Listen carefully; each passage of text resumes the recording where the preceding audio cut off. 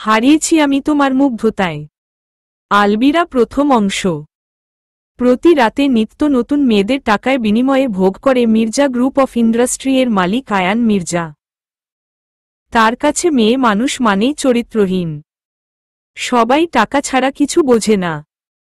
আজ রাতে ও তার ব্যতিক্রম কিছু হয়নি। বিছানায় একটা পাতলা জর্জেটের শাড়ি পরে বসে আছে। সেহেরিস, ভয়ে তার গা হাত পা কাঁপছে। এই বুঝি কখন সেই ব্যক্তিটা আসে তাকে ভোগ করতে। কিছুক্ষণ আগে কানাডার রাস্তার ধারে দাঁড়িয়ে আছে আজ সেহেরিস, এবং তার হাতে একটি বোর্ড আছে এবং সেটিতে লেখা আছে সে এক রাতের জন্য বিক্রি হবে। সেই সময় গাড়ি করে বাড়ি ফিরছিল আয়ান মির্জা। আজকে তার মাথাটা ঠিক নাই, তার কোনো কাজই সফল হচ্ছে না। হঠাৎ করে চোখ যায় রাস্তার ধারে থাকা বোরখা পরা মেয়েটির দিকে এবং সেই লেখাটির দিকে। সে সঙ্গে সঙ্গে শিহাবকে বলে, আয়ান, শিহাব গাড়ি থামা। শিহাব হচ্ছে আয়ানের অ্যাসিস্ট্যান্ট। সে আয়ানকে বলে, শিহাব, কেন স্যার, কি হয়েছে? আয়ান রেগে গিয়ে বলে, আয়ান, শালা শুয়োরের বাচ্চা, তুই আমার কাছ থেকে কৈফিয়ত নিচ্ছিস। তোরে একদম জানে মেরে দেব। তুই জানিস আমি কৈফিয়ত দিতে পছন্দ করি না। শিহাব কাচুমাচু কণ্ঠে বলে উঠল। শিহাব, স সরি স্যার, ভুল হয়ে গেছে, ক্ষমা করবেন, বলেই সে গাড়ি থামাই। আয়ান সিগারেট টানতে টানতে সেহরিসের দিকে আগাই। আয়ান সেহরিসের কাছে গিয়ে দাঁড়ায়। সেহরিস কিছুটা ভয় পেয়ে যায়। হঠাৎ আয়ান বলে ওঠে, Ayaan, what is your name? Sehris কিছু বলে না, সে রীতিমতো কাঁপাকাঁপি শুরু করে দিয়েছে। এরকম পরিস্থিতিতে সে কখনো পড়েনি। আয়ান এবার একটু বিরক্ত বোধ করল। সে এবার চেঁচিয়ে বলে ওঠে, Ayaan, hey lady, what's your name? Ayaan Chowdhury never repeats anything.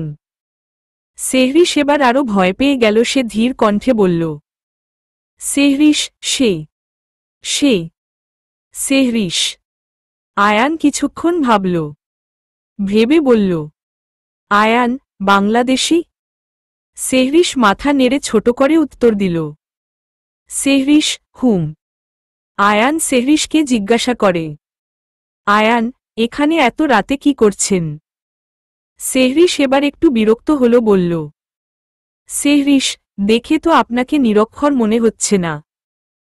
তা কি লেখা আছে দেখতে পারছেন না? যদি এমনি এমন ফালতু কথা বলতে আসেন তাহলে যান এখান থেকে, আমার কাজ আমাকে করতে দেন। যত সব।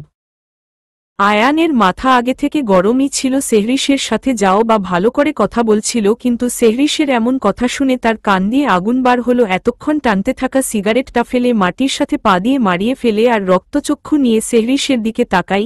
সেহরিস আয়ানকে দেখে ভয় পেয়ে যায়। আয়ান, শালা চরিত্রহীন রাস্তার মেয়ে, তুই আমার উপরে কথা বলিস? বল, কত লাগবে তোর, বল। কথাটা বেশ চেঁচিয়ে বলল আয়ান। সেহরিসের আয়ানের চিল্লানো শুনে চোখ দিয়ে টপ টপ করে পানি পড়তে লাগল। তাও সে কোনোরকম নিজেকে সামলিয়ে বাধ্য হয়ে বলল, সেহরিস, 8 লাখ।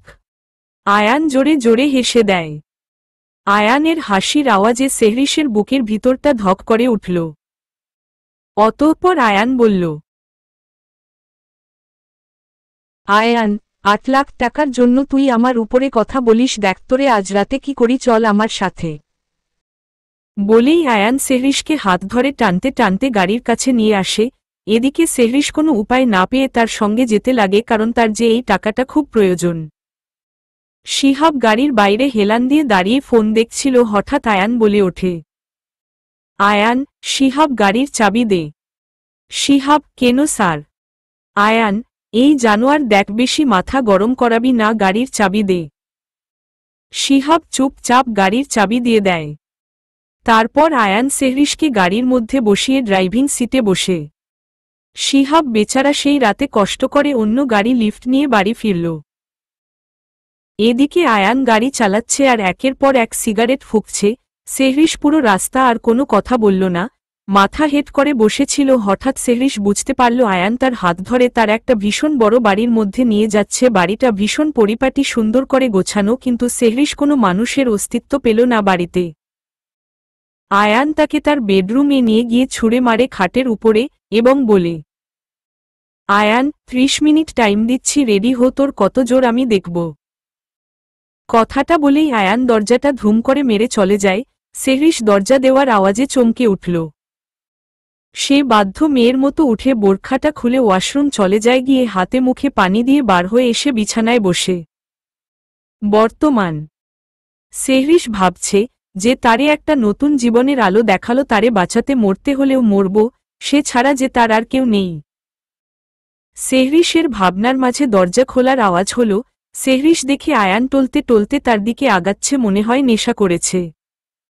সেহরিশ তার চোখের পানি মুছে নিল, আর এদিকে আয়ান এসেই তার ঠোঁটের সাথে ঠোঁট মিশিয়ে দিল, আর ঠোঁটে জোরে জোরে কামড় দিতে লাগল।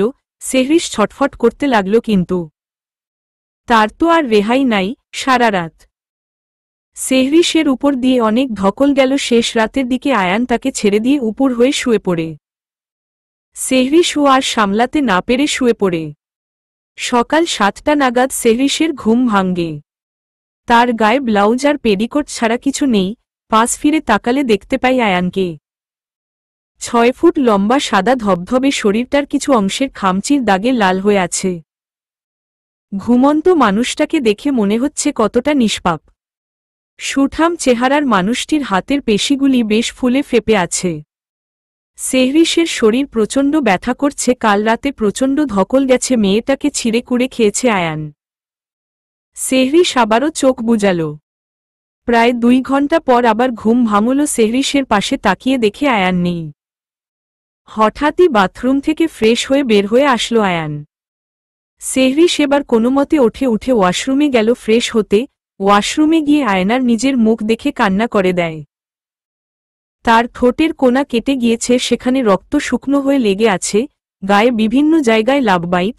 সে শাওয়ার ছেড়ে কাঁদতে কাঁদতে নিচেও বসে পড়ে। প্রায় 1 ঘন্টা পর সে বাইরে বার হয়ে আসে। এসে দেখে ঘরে কেউ নেই। সে আবার তার বোরখাটা পরতে লাগল। হঠাৎ করেই ঘরের মধ্যে আয়ান প্রবেশ করল। সে বলল, আয়ান, নষ্টামি করে আবার বোরখা পরিস? সেহরিশ বলল, সেহরিশ, দেখুন, আমি আপনার সাথে একটা রাত কাটাতে এসেছিলাম। আপনি আমার অনেক উপকার করেছেন, যা আমি কোনোদিন ভুলব না। আর আমি বোরখা পরি বা অন্য কিছু করি সেটা সম্পূর্ণ আমার ব্যক্তিগত ব্যাপার। প্লিজ এই নিয়ে কিছু বলবেন না। আয়ান এবার রেগে গেল। সে সেহরিশের কাছে এসে তার গাল টিপে ধরল আর বলল, আয়ান, বড্ড জোর তোর, বল। আয়ান মির্জার মুখের উপরে কথা বলিস, শালা রাস্তার মেয়ে। সামান্য টাকার জন্য নিজের সতীর্থ বিলিয়ে দিস, আবার আমার উপরে কথা বলিস? বলেই তার হাতে থাকা 8 লাখ টাকাটা ছুঁড়ে মারল সেহরিশের দিকে। আয়ান চলে যেতে নিলে সেহরিশ বলে ওঠে, সেহরিশ, আপনার কাছে এটা সামান্য টাকা হতে পারে, আমার কাছে এটা অনেক। বলেই সেহেরি টাকাগুলো কুড়াতে থাকল। তখনই আয়ানের চোখ পড়ল সেহরিশের ঘাড়ে থাকা একটা কাটা দাগে। আয়ান সেহরিশকে কিছু বলতে যাবে, তার আগেই ফোনে অন্তুয়ের মেসেজ আসে। মেসেজটা দেখা মাত্রই সে ব্যালকনিতে গিয়ে অন্তুকে কল করল। এদিকে সেহরিশ নেকাবটা পরে মুখ ঢেকে নিল এবং টাকাটা নিয়ে বার হয়ে গেল। আয়ান, বাংলাদেশের কোনায় কোনায় খোঁজ, ওদের 2 জনকে আমার জ্যান্ত সামনে চাই। কলিজা ছিঁড়ে আমি কুত্তাদের খাওয়াব, পরিবর্তে যা করা লাগে তাই কর, কিন্তু ওদের আমার জ্যান্ত সামনে চাই। অন্তু, জি স্যার, আমি সম্পূর্ণ চেষ্টা করছি। অন্তুর ফোন রাখতেই আয়ান পিছন ফিরে তাকিয়ে দেখে সেহরিশ নেই। সে তাড়াতাড়ি করে নিচে নামে, ততক্ষণে দেখে সেহরিশ চলে গেছে। আয়ান সঙ্গে সঙ্গে শিহাবকে কল করে। আয়ান, এই গাধার বাচ্চা, কোথায় তুই? শিহাব বলে। শিহাব, স্যার, আপনার তো গার্লফ্রেন্ডই নেই, তা আমাকে একটু গার্লফ্রেন্ডের সাথে সময় কাটাতে দেবেন না? আয়ান রেগে যায় পর বলে। আয়ান, 10 মিনিটের মধ্যে আমার সামনে চাই, যদি 1 মিনিটেও দেরি হয় তাহলে আমার বন্দুকের গুলি তোর বুক ভেদ করে বার হতে 1 সেকেন্ডও সময় লাগবে না। কথাটা বলেই আয়ান ফোনটা কেটে দেয়। এদিকে সেহরিশ তাড়াতাড়ি করে হসপিটালে পৌঁছায়। তাকে দুপুর 1টার মধ্যে 8 লাখ টাকা জমা করতে হবে, তার মিষ্টি মাকে তার বাঁচাতেই হবে, কারণ সে ছাড়া তার পৃথিবীতে আর কেউ নেই। সে তাড়াতাড়ি যায়, গিয়ে টাকাটা জমা করে ডাক্তারকে বলে অপারেশন শুরু করে দিতে। ডাক্তার বলে, ডাক্তার, আমরা আর 1 ঘন্টা পর অপারেশন শুরু করব, আপনার যদি রোগীর সাথে কিছু কথা বলার থাকে আপনি বলে নিতে পারেন। সেহরিশ বলল। সেহরিশ, ঠিক আছে। সেহরিশ তার মিষ্টি মায়ের কেবিনে যায়, গিয়ে দেখে তিনি শুয়ে আছেন। সেহরিশ মিষ্টি মায়ের পাশে গিয়ে বসে। সেহরিশ বসতেই মিসেস লিলি সেহরিশের দিকে তাকাল। সেহরিশ বলল, সেহরিশ, তোমার কিচ্ছু হবে না মিষ্টি মা, তোমার আর 1 ঘন্টা পর অপারেশন, তুমি সম্পূর্ণ ঠিক হয়ে যাবে। মিসেস লিলি বেগমের চোখ দিয়ে ফোঁটা ফোঁটা জল বার হল। সে বলল, লিলি মা, তুই এত টাকা কিভাবে জোগাড় করলি? সেহরিশ থতমত খেল, প্রসঙ্গ এড়াতে সে বলল, সেহরিশ, সেসব কথা পরে হবে, তুমি আগে সুস্থ হয়ে যাও, তারপর না হয় পরে বলবো। মিসেস লিলি বললেন, লিলি, আমি জানি তুই কোন খারাপ কাজ করে টাকা জোগাড় করবি না, আমার তোর প্রতি বিশ্বাস আছে যে তুই যা করবি সৎ পথে করবি। মিসেস লিলির কথাটা শুনে সেহরিশ চোখ দিয়ে পানি পড়তে থাকল। বোরখার সাথে নেকাব পরায় অতটা বুঝতে পারেনি মিসেস লিলি। সেহরিশ বলল, সেহরিশ, ঠিক আছে মিষ্টি মা, তুমি তাহলে রেস্ট নাও, আমি বাইরে থাকি। বলেই সে চলে গেল। তার নিজের প্রতি খুব ঘৃণা লাগছে, তার কারণ তার মিষ্টি মা তাকে খুব বিশ্বাস করে, কিন্তু তার যে আর কোন উপায় ছিল না তাকে বাঁচাতে, তাকে যেভাবেই হোক টাকা জোগাড় করতে হতো, আর হঠাৎ করে 2 দিনের মধ্যে 8 লাখ টাকা জোগাড় করার তার পক্ষে সম্ভব ছিল না। এদিকে বেচারা শিহাব যেমন হোক করে তাড়াতাড়ি আয়ানের বাড়িতে আসে। দেখে আয়ান সোফায় বসে বন্দুক নিয়ে দেখছে। শিহাবের তো যায় যায় অবস্থা। সে আয়ানের সামনে গিয়ে বলে, শিহাব স্যার বলুন। আয়ান তার হাত ঘড়ির দিকে তাকিয়ে বলে, আয়ান 20 সেকেন্ড লেট, এবার কি হবে তোর? শিহাব ব্যঙ্গ করে বলে, শিহাব স্যার 20 সেকেন্ডই তো। আয়ান এবার একটা ভ্রু উঁচু করে শিহাবের দিকে তাকায়। শিহাব বুঝতে পারে যে এমনভাবে ব্যঙ্গ করে মজা করাটা ঠিক হয়নি। সে বলে, শিহাব প্লিজ, গার্লফ্রেন্ডের জন্য ছেড়ে দিন, খুব কষ্ট করে এখানে এসেছি।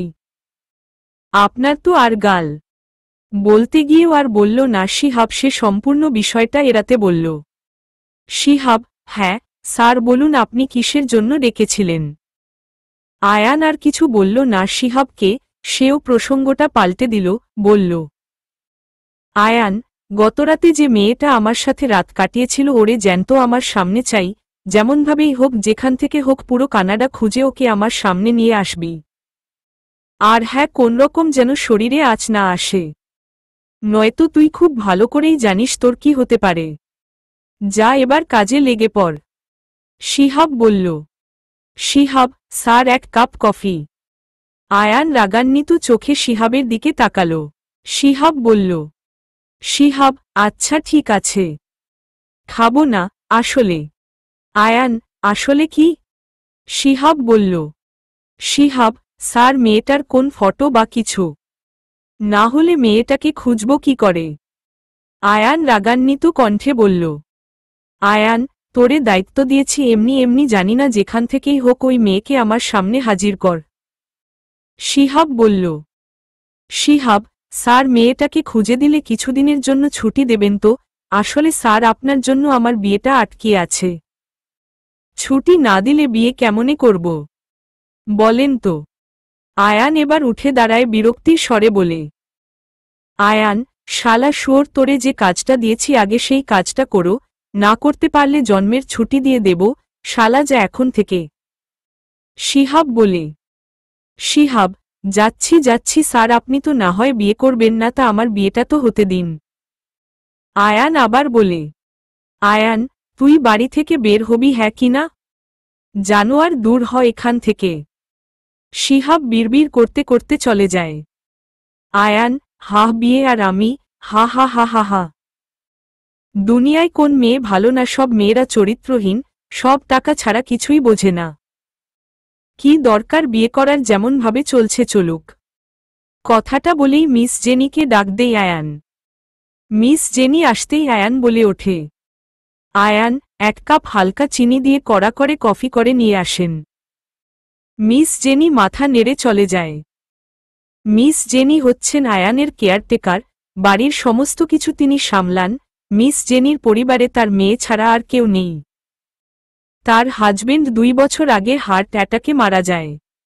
তার মেয়ে হোস্টেলে থাকে, আর জেনি গত 2 বছর ধরে আয়ানের কেয়ারটেকার হয়ে সবকিছু সামলাচ্ছেন। কিছুক্ষণ পর মিস জেনি কফি নিয়ে আসে, সেটা নিয়ে আয়ান ঘরে চলে আসে। এসে ব্যালকনিতে দাঁড়িয়ে তার মামা হামিদকে ফোন করে। হামিদ, এতদিন পর মনে পড়ল আমার কথা। আচ্ছা বল, কাজ ছাড়া তো আর ফোন করিস না, তা অফিস কেমন চলছে, কোন অসুবিধা হয়েছে কি? আয়ান ছোট করে উত্তর দিল। আয়ান, না, সব কিছু ঠিকঠাক। হামিদের একটু খটকা লাগলো, সে জিজ্ঞেস করল, হামিদ, কিছু কি হয়েছে? না মানে এমনভাবে কথা বলছিস? আয়ান বলে, আয়ান, আসলে মামা। হামিদ, আসলে কি? কি বলতে চাচ্ছিস সরাসরি বল। আয়ান, আসলে মিনু ফুফির মেয়ে এখন কোথায় আছে জানো? আয়ান হঠাৎ এই কথাটা জিজ্ঞাসা করবে হামিদ আশা করেনি। তিনি বললেন, হামিদ, আসলে সেই দিন তোকে আমরা কানাডাতে নিয়ে আসার আগে সেহরিশকে বাংলাদেশের একটা অনাথ আশ্রমে দিয়ে আসি। তারপরে জানিস তো সব ঝামেলায় আর খোঁজ নেওয়া হয়নি। আয়ান একটা দীর্ঘ নিঃশ্বাস ফেলে তার মামাকে বলে, আয়ান, একটু খোঁজ নিয়ে দেখ তো মেয়েটার কি অবস্থা এখন। হামিদ, তুই হঠাৎ ওই মেয়ের খোঁজ কেন নিচ্ছিস? মানে? হামিদের বলার মাঝেই আয়ান বলে, আয়ান, জানি না কেন কিন্তু আমার ওই মেয়ের খোঁজ চাই। দেখো যেমন ভাবেই হয় আমাকে ওর ডিটেইলসটা দাও। বলেই ফোন কেটে দিল আয়ান। কফিটা শেষ হতেই বেকনিতে সোফায় বসে সিগারেট খেতে লাগল। আয়ান, তুমি কি সেই সেহরিশ যার কথা আমি ভাবছি? না না, এটা হতে পারে না, একটা নাম তো অনেক মানুষের হয়। ধুস, কি সব ভাবছি আমি। কিন্তু ওই ঘাড়ের কাটার দাগটা, না না, ওই চরিত্রহীন মেয়ে মিনু ফুফির মেয়ে হতে পারে না। এইসব কথা ভাবতে ভাবতে একসাথে প্রায় 4-5টা সিগারেট খেয়ে গাড়ি নিয়ে বার হয়ে গেল অফিসের উদ্দেশ্যে। আর এদিকে অপারেশন থিয়েটারের সামনে বসে আছে সেহরিশ ও তার 2 বান্ধবী। হঠাৎ করে তাদের মাঝে থেকে একজন বলে ওঠে, এরিকা, সেহরিশ চল খেয়ে নিবি, সকাল থেকে কিছু খাসনি মনে হয়, অপারেশন শেষ হতে এখনো 2 ঘন্টা বাকি, চল কিছু খেয়ে নিবি। সেহরিশ জানালো, সেহরিশ, না রে, তোরা আমার ভালো লাগছে না। সিমি জানাই, সিমি, দেখ আন্টির কিছু হবে না, নিজেকে শক্ত কর, চল আমাদের সাথে খেয়ে নিবি। এরিকা এবং সিমি এর জোড়াজুড়িতে সেহরিশ বাধ্য হয়ে খেতে গেল। খাওয়া দাওয়া শেষে আবার ফিরে এসে সেখানে ওয়েট করতে লাগল। প্রায় 1.5 ঘন্টা পর ডাক্তার বার হলেন। তিনি জানান, ডাক্তার, অপারেশন সাকসেসফুল হয়েছে, ওনার জ্ঞানও ফিরেছে, আশা করি উনি খুব তাড়াতাড়ি সুস্থ হয়ে যাবেন।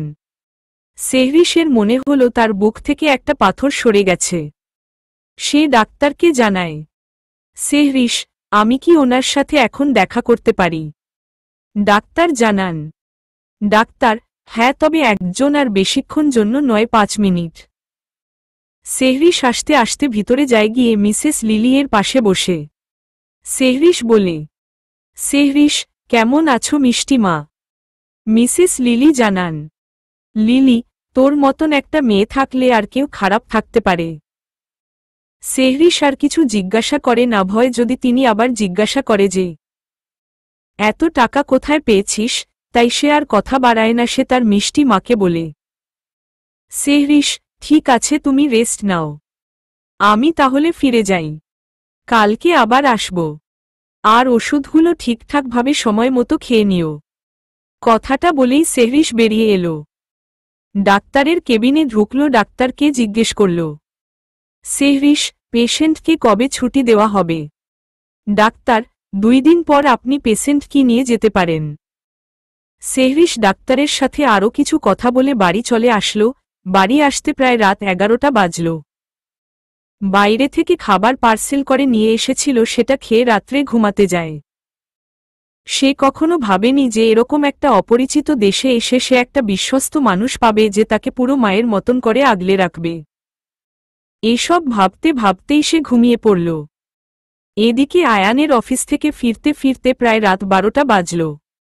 মাঝ রাস্তায় সে একটা কফি শপে দাঁড়াল।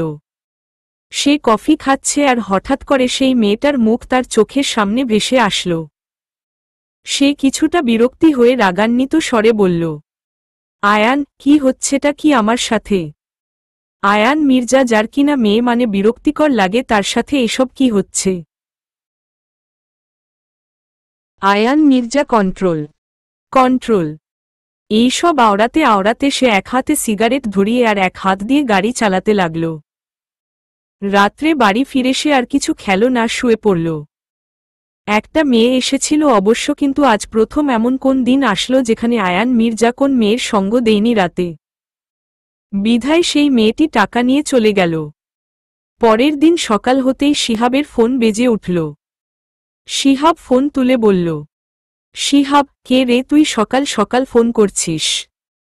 গার্লফ্রেন্ড নেই তোর নাকি? জানিস না যে গার্লফ্রেন্ড থাকলে রাত জেগে গার্লফ্রেন্ডের সাথে কথা বলতে হয়? সকাল সকাল শিহাবের কথা শুনে আয়ানের মাথা গরম হয়ে গেল। সে ফোনের ওই পাশ থেকে চেঁচিয়ে উঠে বলল, আয়ান, এই শালা জানোয়ার, কার সাথে কথা বলছিস তুই জানিস না? শিহাব শুয়েছিল। হঠাৎ এত সকালে আয়ান কল করবে সে ভাবতে পারিনি। সে তাড়াতাড়ি করে খাট থেকে উঠে এক লাফে বসে পড়ল। তোতলাতে তোতলাতে বলল, শিহাব, সরি স্যার, আমি বুঝতে পারিনি আপনি এত সকালে আমাকে ফোন করবেন। আয়ান এবার রেগে গিয়ে বলল, আয়ান, কি আর বুঝতে পারিস তুই? তোরে যে কাজটা দিয়েছিলাম সেই কাজটা তুই করেছিস। শিহাব কিছুটা ঘাবড়ে যায়। সে আয়ানকে বলল, শিহাব, আমি কি করে তাকে খুঁজে পাব আপনি বলেন? আমি কি তাকে দেখেছি? সে তো সেদিন মুখে নেকআপ পরেছিল। আর না আপনি তার কোনো ফটো আমার কাছে দিয়েছেন। আমি যদি তাকে রাস্তায় এমনিও দেখি তাহলেও কি আমি তাকে চিনতে পারব? আপনি বলেন। আপনি তো তার সাথে একটা রাত কাটিয়েছেন, আপনি নিশ্চয়ই তার মুখটা দেখেছেন। আমি কি করে তার মুখটা দেখব আপনি বলেন? আয়ান এবার শিহাকে ধমকিয়ে বলে, আয়ান, দিন দিন তোর বড্ড বার বাড়ছে। লিমিট ক্রস করে ফেলছিস তুই। লিমিটের মধ্যে থেকে কথা বল। তুই জানিস না তুই কার সাথে কথা বলছিস? বুঝতে পেরেছি, তোর দ্বারা এই কাজ হবে না, যা করার আমাকেই করতে হবে। বলেই ফোনটা রেখে আলমারি থেকে একটা কালো শার্ট আর কালো প্যান্ট পরে গাড়ি নিয়ে বার হয়ে যায় অফিসের উদ্দেশ্যে। মিসেস লিলি একটা রেস্টুরেন্ট চালান। তার কোনো সন্তান নেই, আসলে তিনি বিয়ে করেননি। সে তার জীবনে তাহার নামে একজন ব্যক্তিকে ভালোবেসেছিলেন, কিন্তু দুর্ভাগ্যবশত একদিন তিনি অ্যাক্সিডেন্টে মারা যান। তারপরে তিনি আর দ্বিতীয় কোনো ব্যক্তির সঙ্গে সম্পর্কে জড়িয়ে যায়নি। কিছু বছর আগের কথা। অনাথ আশ্রম থেকে পড়াশোনা করে স্কলারশিপ নিয়ে কানাডাতে পড়াশোনা করতে আসে সেহরিশ। নতুন শহরে তার সবকিছুই অচেনা ছিল। কিন্তু তার দেখা হয়ে যায় মিসেস লিলিয়ের সাথে। তারপর থেকে সে মিসেস লিলিয়ের সাথে থাকতে শুরু করে এবং তার সাথে তার রেস্টুরেন্টের কাজে ও হেল্প করতে থাকে এবং পড়াশোনা করে। এমনভাবেই চলছিল সব কিছু। তারপর অনেক বছর কেটে যায়। এর মধ্যে সেহরিশ বাংলাদেশে তার আশ্রমে ও গিয়েছিল ছুটি কাটাতে। মিসেস লিলির সাথে তার সম্পর্ক মামের মতো। মিসেস লিলিয়ের কোনো সন্তান না থাকায় লিলি সেহরিশকে সন্তানের মতন করে দেখে, আর সেহরিশের মায়ের কমতিটাও পুরো হয়ে যায়। তাই সেহরিশ মিসেস লিলিকে মিষ্টি মা বলে ডাকে।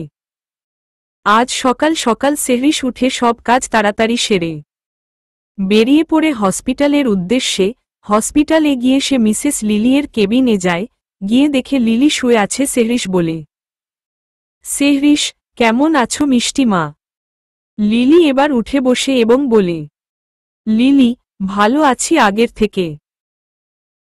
কিছু খেয়েছিস? সেহরিশ বলল। সেহরিশ, হ্যাঁ।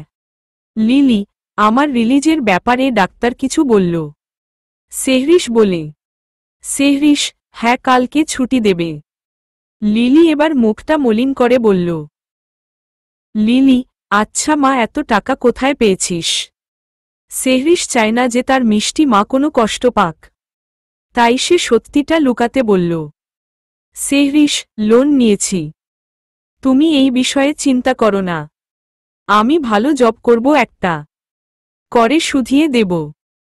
প্লিজ মিষ্টি মা, তুমি ছাড়া আমার আর কেউ নেই, প্লিজ তুমি চিন্তা করো না আর এই বিষয়ে কোনো কথা আর বলো না, প্লিজ।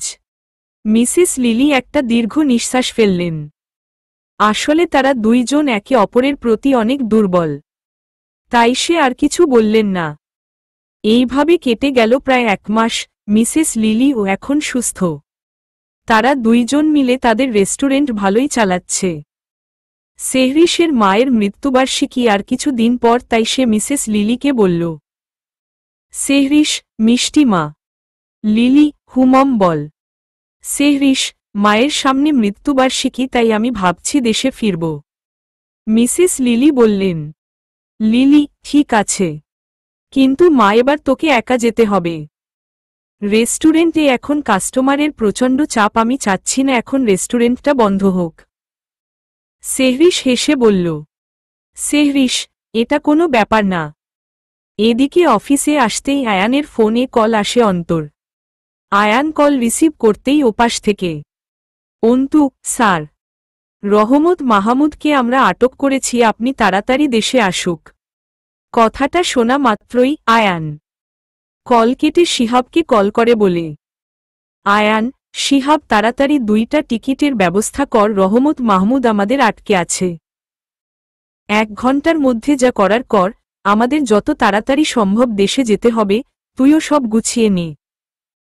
সাদা শার্ট আর কালো প্যান্ট পরে এয়ারপোর্টে দাঁড়িয়ে আছে আয়ান মির্জা, তার গন্তব্য এখন বাংলাদেশ। পকেট থেকে ফোন বার করে সে অন্তুকে কল দিল।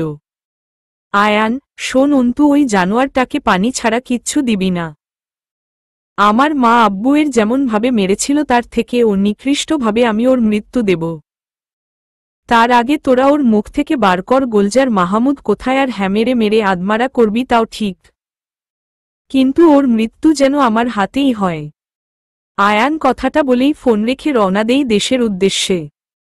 এদিকে হামিদ অনেক কষ্টে সেই অনাথ আশ্রমের সাথে যোগাযোগ করে। আশ্রমের ম্যানেজারের ফোন নাম্বার জোগাড় করে সে আশ্রমে ম্যানেজার রহিমকে ফোন করে। রহিমের বয়স প্রায় 65 বছর। সেহরিশকে হামিদ তার হাতেই তুলে দিয়েছিল। রহিম, হ্যালো, কে বলছেন? হামিদ বলে উঠল। হামিদ, আপনি হয়তো আমাকে এখন চিনবেন না, আজ থেকে 21 বছর আগে সেহরিশ নামের মেয়েকে আপনার হাতে তুলে দিয়েছিলাম। আমি হামিদ মির্জা। রহিম খানিক্ষণ চুপ থেকে মনে করার চেষ্টা করে, পরপর বলে ওঠে, রহিম, হ্যাঁ হ্যাঁ, সে দিন কি আর ভোলা যায়? নূরের মতো একটা মিষ্টি মেয়েকে আপনি আমার আমানতে দিয়ে গিয়েছিলেন লেন, তা হঠাৎ এত বছর পর।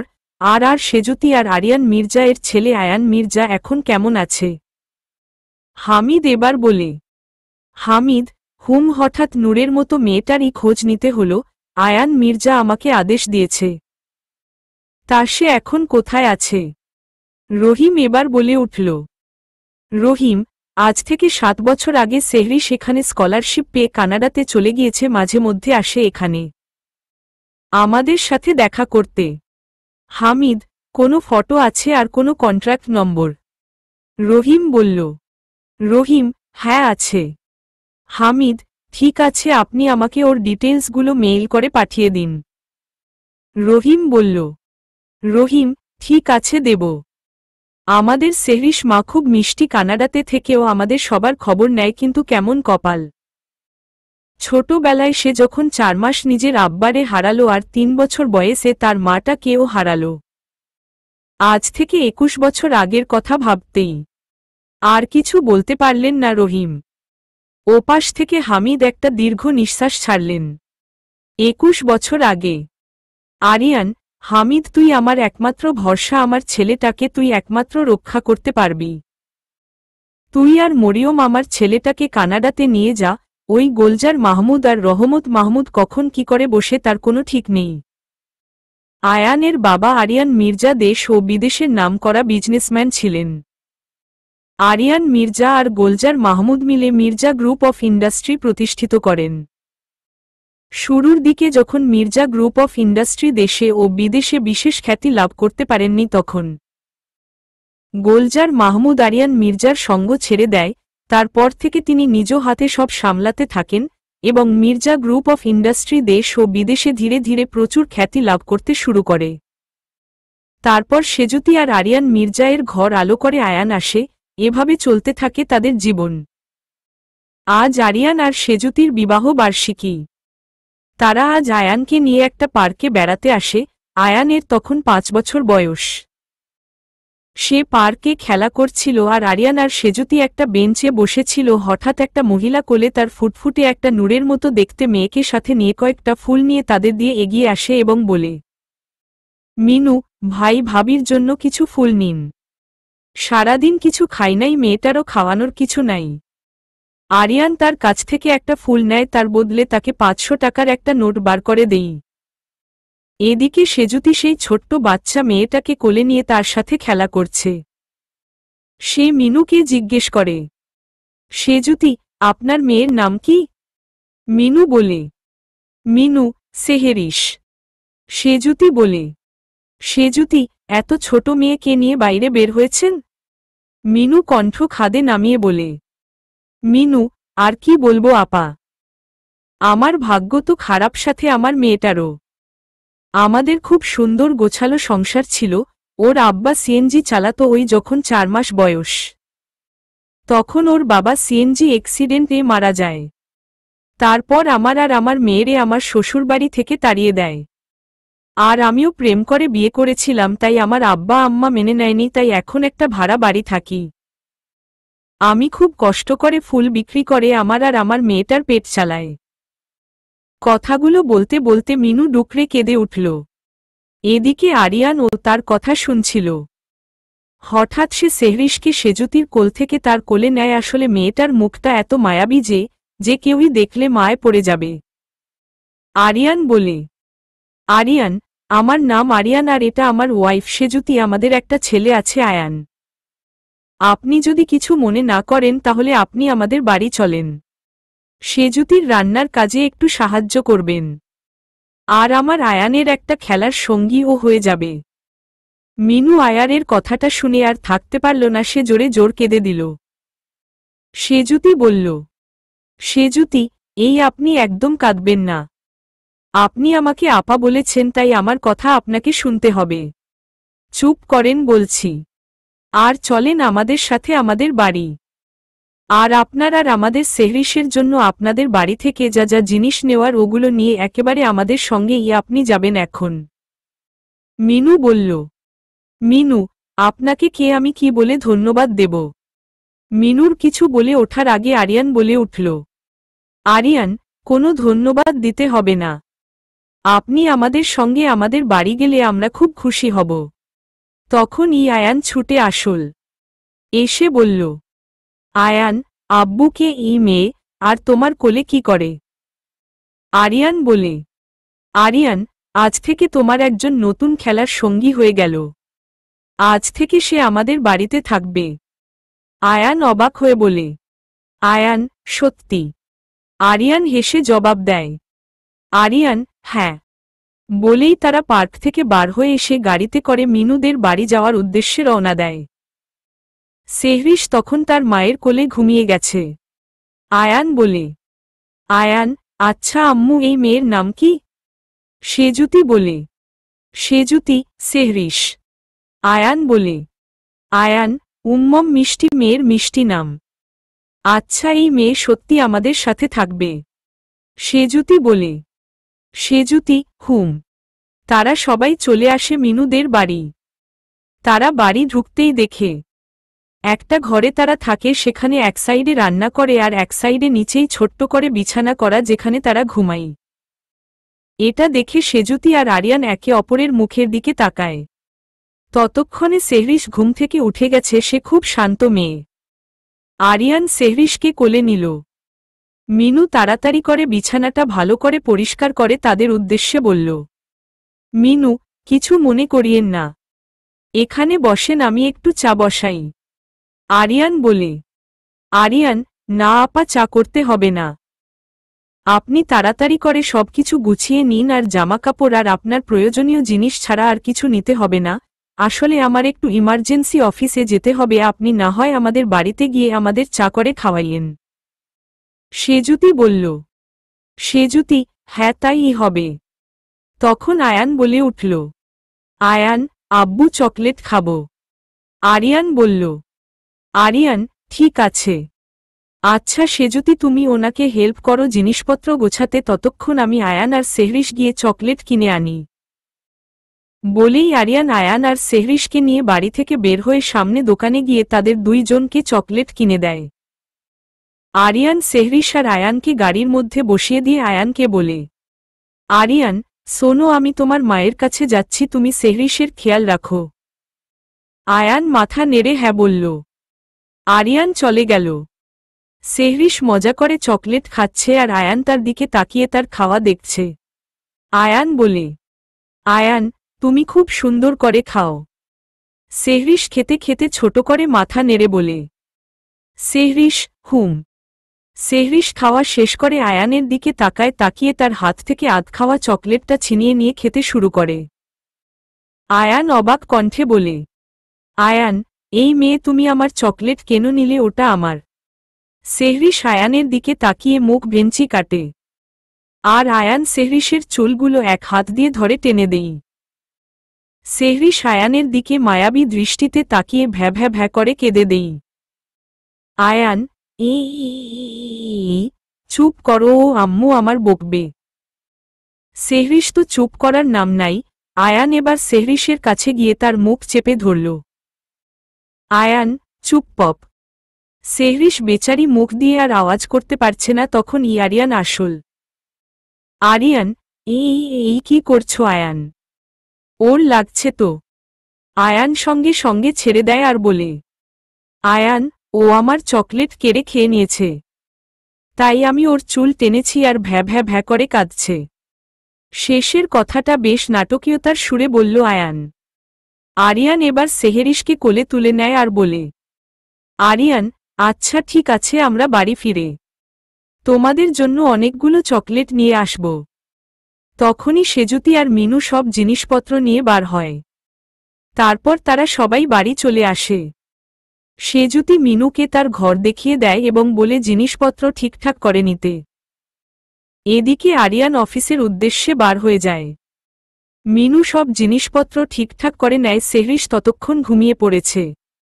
মিনু এবার কিচেনে যায় সেজুতিকে হেল্প করতে। আয়ান বসে বসে ড্রয়িং রুমে খেলা করছিল। হঠাৎ সে উঠে রান্নাঘরে গেল। তারপর বলল, আয়ান, সেহু কই? সেজুতি ভ্রু কোচকালো বলল, সেজুতি, সেহু কে? আয়ান বলল, আয়ান, আরে সেহরিশ।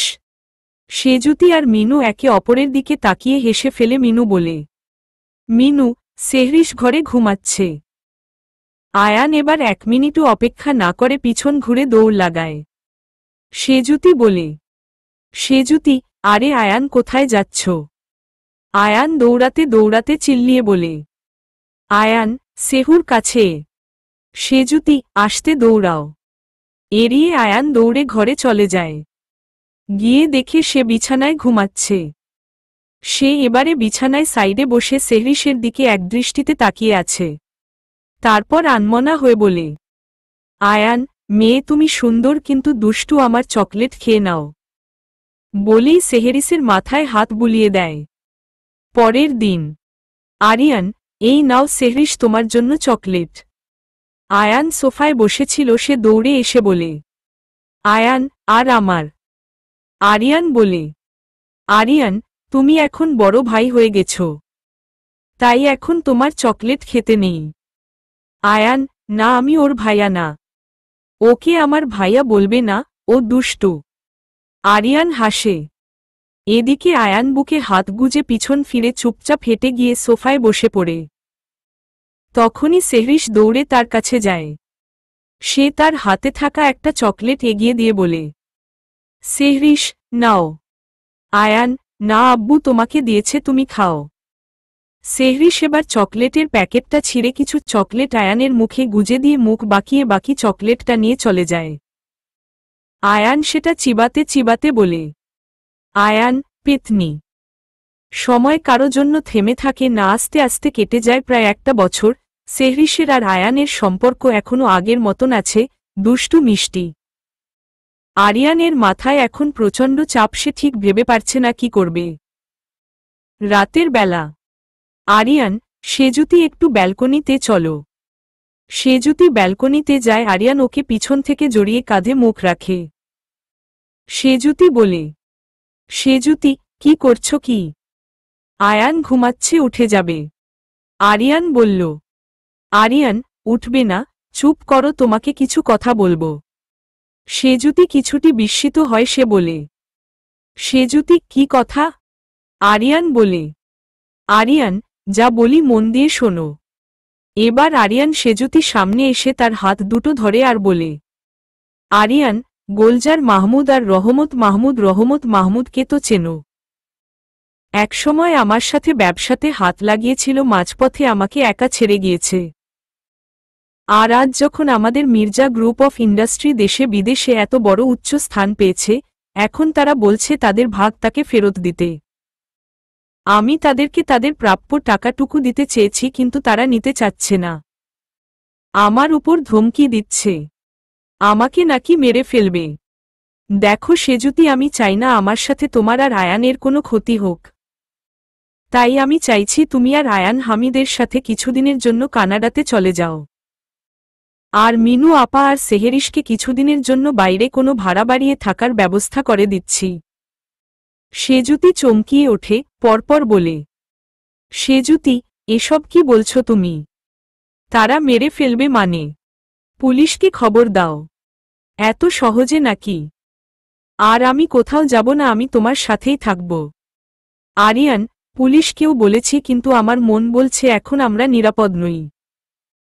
দেখো সেজুতি, প্লিজ না করো না, তুমি আর আয়ান হামিদের সাথে কানাডাতে চলে যাও। সেজুতি বলে, সেজুতি, না, আমি তোমাকে ছেড়ে কোথাও যাব না, প্লিজ তুমি আমাকে যাওয়ার কথা বলো না।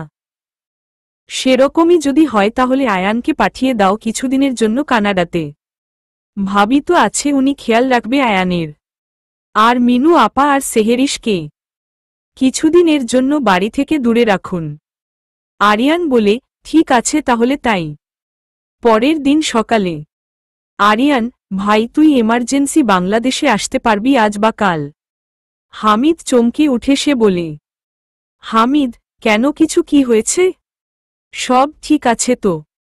হামিদ অযথা এসব ব্যাপারে টেনশন করবে বলে আরিয়ান কথাটা এড়াতে বলে। আরিয়ান, আরে না রে, তেমন কিছু হয়নি, তুই দেশে আয়, তারপর জানাচ্ছি। এইভাবে আরিয়ানের ভয় আতঙ্কে কেটে যায় 2টা দিন। এই 2 দিনের মধ্যে সে পুলিশকে দিয়ে গোলজার ও রহমত মাহমুদকে খোঁজার প্রচণ্ড চেষ্টা করেছে, কিন্তু পুলিশ পর্যন্ত তাদের খুঁজে বার করতে পারেনি। আজকে হামিদ এসেছে, সঙ্গে তার স্ত্রী মরিয়মকেও নিয়ে এসেছে। তারা এসে দুপুরে খাওয়া দাওয়া করে বিশ্রাম নেয়, অনেকটা জার্নি করে এসেছে বলে আরিয়ান তখন আর হামিদকে কিছু বলেনি। রাত্রিবেলা আরিয়ান তাকে ছাদে ডাকে এবং বলে, আরিয়ান, হামিদ, তুই আমার একমাত্র ভরসা, আমার ছেলেটাকে তুই একমাত্র রক্ষা করতে পারবি। তুই আর মরিয়ম আমার ছেলেটাকে কানাডাতে নিয়ে যা। ওই গোলজার মাহমুদ আর রহমত মাহমুদ কখন কি করে বসে তার কোনো ঠিক নেই। আমার যাই হোক, আয়ানের যেন কিছু না হয়। আর সেজুতিকে আমি বারবার বলেছি আয়ানের সঙ্গে যেতে, কিন্তু সে আমাকে ছেড়ে কোথাও যাবে না, আমি তাকে বুঝিয়ে পারছি না। মিনু আপা আর সেহেরিশের ব্যবস্থা হয়ে গেছে, যতদিন না এসব ঠিক হচ্ছে ততদিন তারা আমার পিএ এর বাড়িতে ভাড়ায় থাকবে। সে ব্যবস্থা আমি করে নিয়েছি। তুই আয়ানকে নিয়ে গেলে আমি ওদের কেউ পাঠিয়ে দেব। হামিদ বলে, হামিদ ভাই, রিল্যাক্স। ব্যাপারটা কি আগে সেটা খুলে বল। আরিয়ান তখন সব ব্যাপারটা খুলে বলে। হামিদ বলে, হামিদ, আচ্ছা ঠিক আছে, আমি মরিয়মকে সব জানাই। তারপর আমি চেষ্টা করছি কাল পরশুর মধ্যে যদি কানাডার ইমার্জেন্সি এয়ারলাইনের টিকিট পেয়ে যায় তাহলে আমরা দ্রুত রওনা দেব। হামিদ মরিয়মকে সবকিছুই জানায়, সেও খানিকটা চিন্তিত হয়। পরপর বলে, মরিয়ম, আপনি দ্রুত চেষ্টা করেন এয়ারলাইনের টিকিট পাওয়ার। আমরা আয়ান নিয়ে কানাডাতে চলে যাই। হামিদ, হুম। পরের দিন হামিদ আরিয়ানকে জানায়, হামিদ ভাই, আমাদের আজ সন্ধে 6টায় ফ্লাইট। আরিয়ান, আলহামদুলিল্লাহ, ভালো হয়েছে, তোরা দ্রুত সবকিছু গুছিয়ে নে। আর আমি মিনু আপাকেও বলছি সবকিছু গুছিয়ে নিতে, কালকে উনাকে ওই বাড়িতে দিয়ে আসব। হামিদ: হ্যাঁ রে, তাই কর। আপনারা সবাই কিন্তু পড়ছেন ঠিকই, কিন্তু লাইক কমেন্ট করছেন না, বলেন এটা কি ঠিক? মিনু ঘরে ছিল আরিয়ান আর সেজুতি মিনুকে বলল, আরিয়ান আপা, আপনি তো সবটাই জানেন, আপনি আপাতত দরকারি জিনিসগুলো গুছিয়ে নিন। হামিদদের সন্ধে 6টায় ফ্লাইট, ওদের এয়ারপোর্টে দিয়ে এসে আমি আপনার আর সেহরিশকে আমার পিএ এর বাড়িতে দিয়ে আসব, আপনাকে কোনো চিন্তা করতে হবে না। মিনু জানায়। মিনু: ভাইজান আজ থাক, আপনি আমাদের কাল দিয়ে আসেন। এমনিতে আপনি আমার আর আমার মেয়ের জন্য যা করেছেন তার ঋণ আমি কোনোদিনই শোধ করতে পারব না। সেজুতি এবার কিছুটা রেগে যায়, সে বলে, সেজুতি বারবার এই ঋণ শোধ করার কথা বলবেন না তো। আর সেহরিশ আপনার মেয়ে কি? ও আমাদেরও মেয়ে। মিনু হাসে, সে আবার বলতে শুরু করে, ভাইজান আপনাকে আজকে কষ্ট করে যাওয়া লাগবে না, আপনি আমাদের কালকে দিয়ে আসেন। এক রাতেরই ব্যাপার ভাইজান, কাল না হয় সকলেই দিয়ে আসেন। আরিয়ান আর কিছু বলল না, সে চলে গেল। সন্ধেবেলা হামিদ আর মরিয়ম আয়ানকে নিয়ে বার হওয়ার জন্য রওনা দিচ্ছিল। আয়ান এমনিতেই খুব বুঝদার ছেলে, তাকে সেজুতি বুঝিয়েছে সে কয়েকদিনের জন্য হামিদের সাথে কানাডাতে ঘুরতে যাচ্ছে। কিছুদিন পর সে আর তার বাবা আর মিনু ফুফি আর সেহরিশ আসবে তাকে কানাডাতে নিতে, তারপর তাদের সাথে সে বাংলাদেশে চলে আসবে। আয়ান বুঝদার ছেলের মতো তার মায়ের কথায় বুঝে সম্মতি জানায়। তারা যখন রওনা দেবে সেহরিশ তখন মিনু এর কোলে ছিল। আয়ান বলে, আয়ান এই সেহু, আমি চলে যাচ্ছি, কয়দিন আর জ্বালাবো না, একটু কোল থেকে নিচেই নামো। মিনু সেহরিশকে নিচেই নামায়। সেহরিশ বলে, সেহরিশ কি? আয়ান: এই নাও চকলেট। সেহরিশ চকলেটটা হাতে নিল। আয়ান এবার এক কাণ্ড ঘটিয়ে বসল। সে সেহরিশের গালে একটা চুমু একে দিয়েই দৌড়ে গাড়িতে উঠে যায়। সেটা দেখে সবাই হো হো করে হেসে দেই, আর সেহরিশ সেই গালে হাত দিয়ে দাঁড়িয়ে থাকে। আরিয়ান ওদের সবাইকে এয়ারপোর্টের গেট পর্যন্ত এগিয়ে দিতে যায়।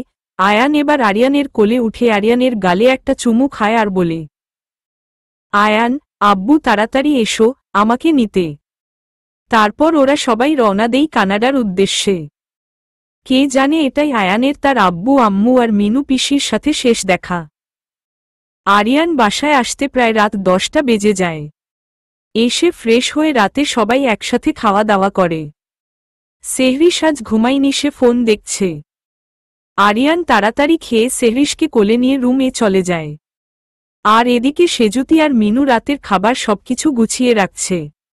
কিছুক্ষণ পর সেজুতি ঘরে এসে দেখে আরিয়ান সেহরিশকে কোলে নিয়ে ঘুম পড়াচ্ছে আর গান গাইছে। ততক্ষণে সেহরিশ ঘুমিয়ে পড়েছে। সেজুতি হাসে হঠাৎ করে বলে, সেজুতি আচ্ছা, সেহরিশ যখন বড় হবে ওকে আয়ানের বউ করলে কেমন হয়? বাড়িয়ে এত সুন্দর ফুলের মতো মেয়ে থাকতে অন্য মেয়ে কেন ঘরের বউ করব? আর ভালো হবে, আমরা সবাই একসাথে থাকব। আরিয়ান মুচকি হাসে। সে বলে, আরিয়ান তা খারাপ বলনি। তখনই হঠাৎ নিচেই ভীষণ শব্দ হয়। সেজুতি আর আরিয়ান ভাবে মিনু খালার কিছু হয়েছে, কিন্তু মিনু খালা তার রুমেই ছিল। তারা সবাই ভয়ে নিচেই নেমে আসে। ততক্ষণ সেহরিশ উঠে গেছে, সদ্য ঘুম ভাঙার সে কান্না করে দিয়েছে। তাই আরিয়ান সেহরিশকে মিনু আপার কোলে দেই। এবার তারা সামনের দিকে তাকাতেই দেখে বাড়ির ওয়াচম্যানের লাশ পড়ে আছে। সেজুতি জোরে চিল্লিয়ে ওঠে, সঙ্গে সঙ্গে আরিয়ান চেঁচিয়ে ওঠে, বলে, আরিয়ান সেজুতি মিনু আপা, তোমরা সেহরিশকে নিয়ে উপরে যাও। সেজুতি মিনু আপা যেতে নেবে তখনই কেউ পিছন থেকে তাদেরকে ধরে দড়ি দিয়ে বেঁধে দেয়।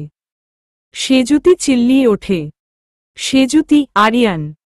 আরিয়ান পিছনে তাকাতে যাবে তখনই তার মাথায় কে একটা বাড়ি মারল। আরিয়ান সঙ্গে সঙ্গে মাটিতে বসে পড়ল, তাকেও দড়ি দিয়ে বেঁধে দেওয়া হল। আরিয়ান খুব কষ্ট করে চোখ খুলে বলল, আরিয়ান তোদের এত বড় সাহস, আমার বাড়িতে এসে আমাদেরকে আটক করিস? গোলজার মাহমুদ আর রহমত মাহমুদ দুইজনেই জোরে জোরে হাসতে লাগল। রহমত মাহমুদ: শালা তোরে ভালোয় ভালোয় বলেছিলাম আমাদের নামে কোম্পানি লিখে দে না, কিন্তু সহজে তো মানিসনি, তাহলে নে এখন মর। কথাটা বলা শেষ হতে না হতেই একটা বিকট গুলির আওয়াজ হল। গুলিটা করেছে গোলজার মাহমুদ। সঙ্গে সঙ্গে আরিয়ান মাটির উপর লুটিয়ে পড়ল। গোলজার মাহমুদ, হা হা হা হা হা। গোলজার মাহমুদ ঘর কাঁপানো শব্দে হেসে উঠল। আর এই আওয়াজে সেহরিশ জোরে জোরে কেঁদে উঠল। সেজুতি কিছুক্ষণের জন্য নিস্তব্ধ রইল, তার মুখ দিয়ে কোন বাক্য বার হচ্ছে না। সে কি দেখল এটা? না না, এটা স্বপ্ন, এটা সত্যি হতে পারে না, বলেই জোর জোরে হাউমাউ করে কেঁদে উঠল। সেজুতি, আরিয়ান, না না, এটা সত্যি না, এই শয়তানগুলো তোদের মেরে ফেলব, না না, এটা হতে পারে না আরিয়ান। সেজুতি জোরে জোরে কেঁদে যাচ্ছে। রহমত মাহমুদ, আরে থামো না, কাঁদিস না, তোদের সবাইকে উপরে পাঠাবো। সেজুতি, তোদের একটাও আস্ত রাখব না, একবার হাতটা খোল। গোলজার মাহমুদ, বড্ড গলার তেজ তোর, বল। দাঁড়া, তোরেও তোর স্বামীর কাছে পাঠাচ্ছি। মিনু, তোমাদের পায়ে পড়ি, ছেড়ে দাও। রহমত মাহমুদ, তুই আবার কে, মুখ চালাচ্ছিস এত?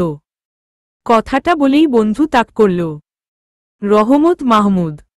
সাথে সাথে গুলি গিয়ে লাগল মিনু এর কলাপে। সেজুতি, মিনু আপা, এই বেয়াদব, একবার হাতটা খোল। গোলজার মাহমুদ, তুই কি করবি? যা করার আমরাই করব। হা হা হা হা হা, বলেই একটা ছুটি নিয়ে এগিয়ে গেল গোলজার মাহমুদ। সেজুতির গলার কাছটায় ছুরি চেপে ধরল। সেজুতি বলল, সেজুতি, তোরা কেউ রক্ষা পাবি না তোদের। আর বাকি কথা বলার আগে গোলজার মাহমুদ তার গলায় ছুরি চালিয়ে দেয়। সাথে সাথেই রক্তের বন্যা বয়ে যায়। এদিকে সেহরিশের কেঁদে কেঁদে প্রায় নাজেহাল অবস্থা। গোলজার মাহমুদ এবার সেহরিশ এদিকে এগিয়ে যায়। গিয়ে জোরে তার ঘাড়ে একটা আলতো করে কোপ মারে। সেহরিশ আরও জোরে জোরে কাঁদতে থাকে।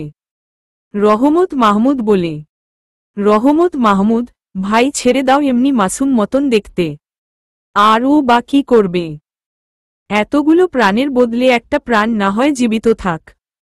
গোলজার মাহমুদ আর রহমত মাহমুদ তাদের চেলাদের নিয়ে বার হয়ে যায়। আর সেহরিশ কিছুক্ষণ পর কাঁদতে কাঁদতে অজ্ঞান হয়ে যায়। সকাল 7টা। দুধওয়ালা, ভাবি কই, আজ দুধ নেবেন না নাকি? দুধওয়ালা কোন উত্তর না পেয়ে বাড়ির ভেতরে ঢোকে। বাড়ির দরজা খোলাই ছিল। সে ভিতরে ঢুকে দেখে পুরো ফ্লোর রক্তে রক্ত। সে ভয়ে তাড়াতাড়ি বার হয়ে এসে পুলিশকে খবর দেয়। পুলিশ আগে থেকেই জানত যে এগুলো গোলজার মাহমুদ আর রহমত মাহমুদের কাজ এবং তদন্তেও তারা তাই পেয়েছে। কারণ অনেক আগে থেকে আরিয়ান তাদেরকে খুঁজে বেড়াচ্ছে আর পুলিশও, কিন্তু তারা এমনভাবে গা ঢাকা দিয়েছিল তাদেরকে খোঁজা সম্ভব হয়ে ওঠেনি পুলিশদের। সেহরিশকে তারা হসপিটালে চেকআপে পাঠায় আর বাকিদের লাশগুলো পোস্টমর্টম করতে পাঠায়।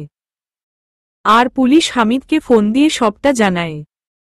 তারা ইমার্জেন্সি ফ্লাইটে করে দুপুর 2:00টার দিকে বাংলাদেশে আসে। আসরের আজানে তাদের সকলের মাটি দেওয়া হয়। আরিয়ান সবটাই জানে। সে ছোট হলেও অনেকটা শক্ত আর বুদ্ধিমতী। সে মুখ দিয়ে একটা শব্দ বার করেনি। শুধু জানে যে তার আব্বু আম্মু আর মিনু ফুফির খুন গোলজার মাহমুদ আর রহমত মাহমুদ করেছে। আয়ান হামিদকে বলল, আয়ান, আমাকে সেহরিশের কাছে নিয়ে চলো। হামিদ এই ছোট্ট ছেলের সাহস দেখে অবাক হচ্ছে। কেমনভাবে একটা ছেলে এত শক্ত হতে পারে, তাও এই বয়সে।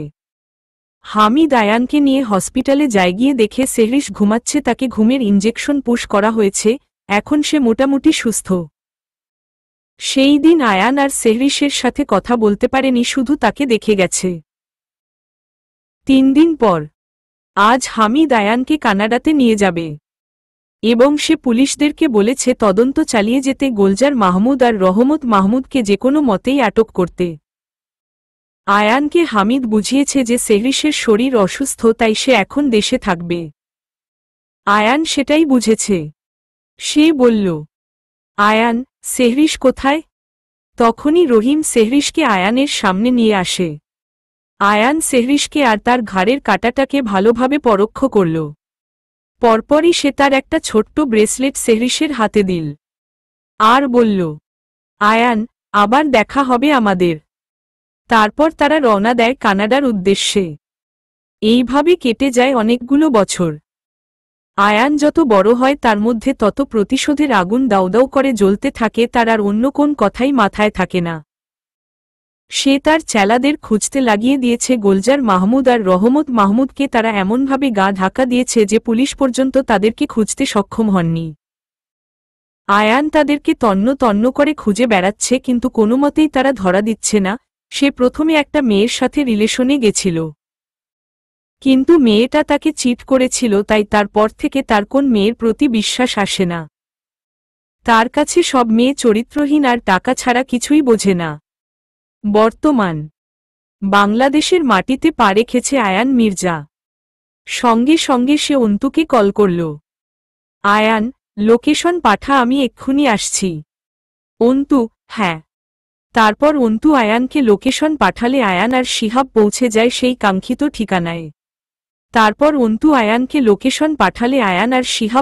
যায় সেই কাঙ্ক্ষিত ঠিকানায়। একটা অন্ধকার নির্জন জঙ্গলের মধ্যে একটা কুঠিরে পৌঁছায় আয়ান আর শিহাব। সেখানে আগে থেকে উপস্থিত ছিল অন্তু সহ আরও কিছু জন।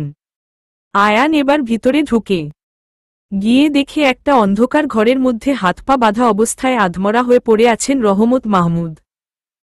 কোন হেলদোল নেই তার। আয়ান সেটা দেখে জোরে জোরে ঘর কাঁপানো হাসি দিয়ে উঠল। আয়ান, অন্তু, এদিকে আয়। অন্তু, হ্যাঁ স্যার বলুন। আয়ান, আধমরা হয়ে আছে কেন, ঠিক করে জাগা ওরে। ওর সাথে অনেক হিসাব নিকাশ বাকি। আর গোলজার মাহমুদের খবর পেয়েছিস? অন্তু বলল। অন্তু, স্যার অনেক চেষ্টা করেছি মুখ দিয়ে বার করার, কিন্তু ব্যাটা মুখই খুলেই না। আপনি চেষ্টা করে দেখেন বার করতে পারেন কি। আয়ান এবার রহমত মাহমুদের সামনাসামনি একটা চেয়ার নিয়ে বসল, বলল। আয়ান, কি হলো, এমন আধমরা হয়ে আছিস কেন? ওঠ, তোর সাথে আমার অনেক বছরের পুরনো হিসেব নিকেশ বাকি। কি ভেবেছিলিস এত সহজে পার পেয়ে যাবে? হা হা হা হা হা। কথাটা বলেই পাশে থাকা পানির গ্লাস থেকে পানি নিয়ে ছুঁড়ে মারল রহমত মাহমুদের মুখে। সাথে সাথে কিছুটা পরিবর্তন দেখা গেল রহমত মাহমুদের। সে এবার সামনের দিকে চাইল, বলল। রহমত মাহমুদ, ছাড়, ছেড়ে দে, আমার ভালো কাজ করছিস না। এর ফল কিন্তু ভালো হবে না, বলে দিলাম। আয়ান, শালার মুখ দেখ। আধমরা হয়ে পড়ে আছে, তাও জবান কাচির মতন চলছে, এত জোর তোর। রহমত মাহমুদ, তুই আমার কিচ্ছু করতে পারবি না, ছেড়ে দে বলছি। আয়ান, দেখবি কি করতে পারি। কথাটা বলেই আয়ান শিহাবকে বলে। আয়ান, শিহাব দে। আয়ান শিহাবকে বলতেই শিহাব সঙ্গে সঙ্গে আয়ানের হাতে একটা ধারালো ছুরি, তার পিস্তল ধরিয়ে দেয়। আয়ান এবার উঠে দাঁড়িয়ে রহমত মাহমুদের দিকে ঝুঁকে তার হাতে থাকা ছুরিটা গলার সাইডে তাক করে, বলে। আয়ান, কি দেই একটা কোপে গলাটা কেটে, তারপর এই জবানের কত জোর আমি দেখব। রহমত মাহমুদ মলিন হেসে উঠলেন, বললেন।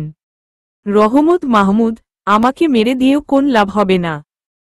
তোর বাপ যদি ভালোই ভালোই আমাদের কোম্পানিটা লিখে দিত, তাহলে আজ তোর বাপ কবরে না, তোর পাশেই থাকতো, আর এই দিন দেখতে হতো না।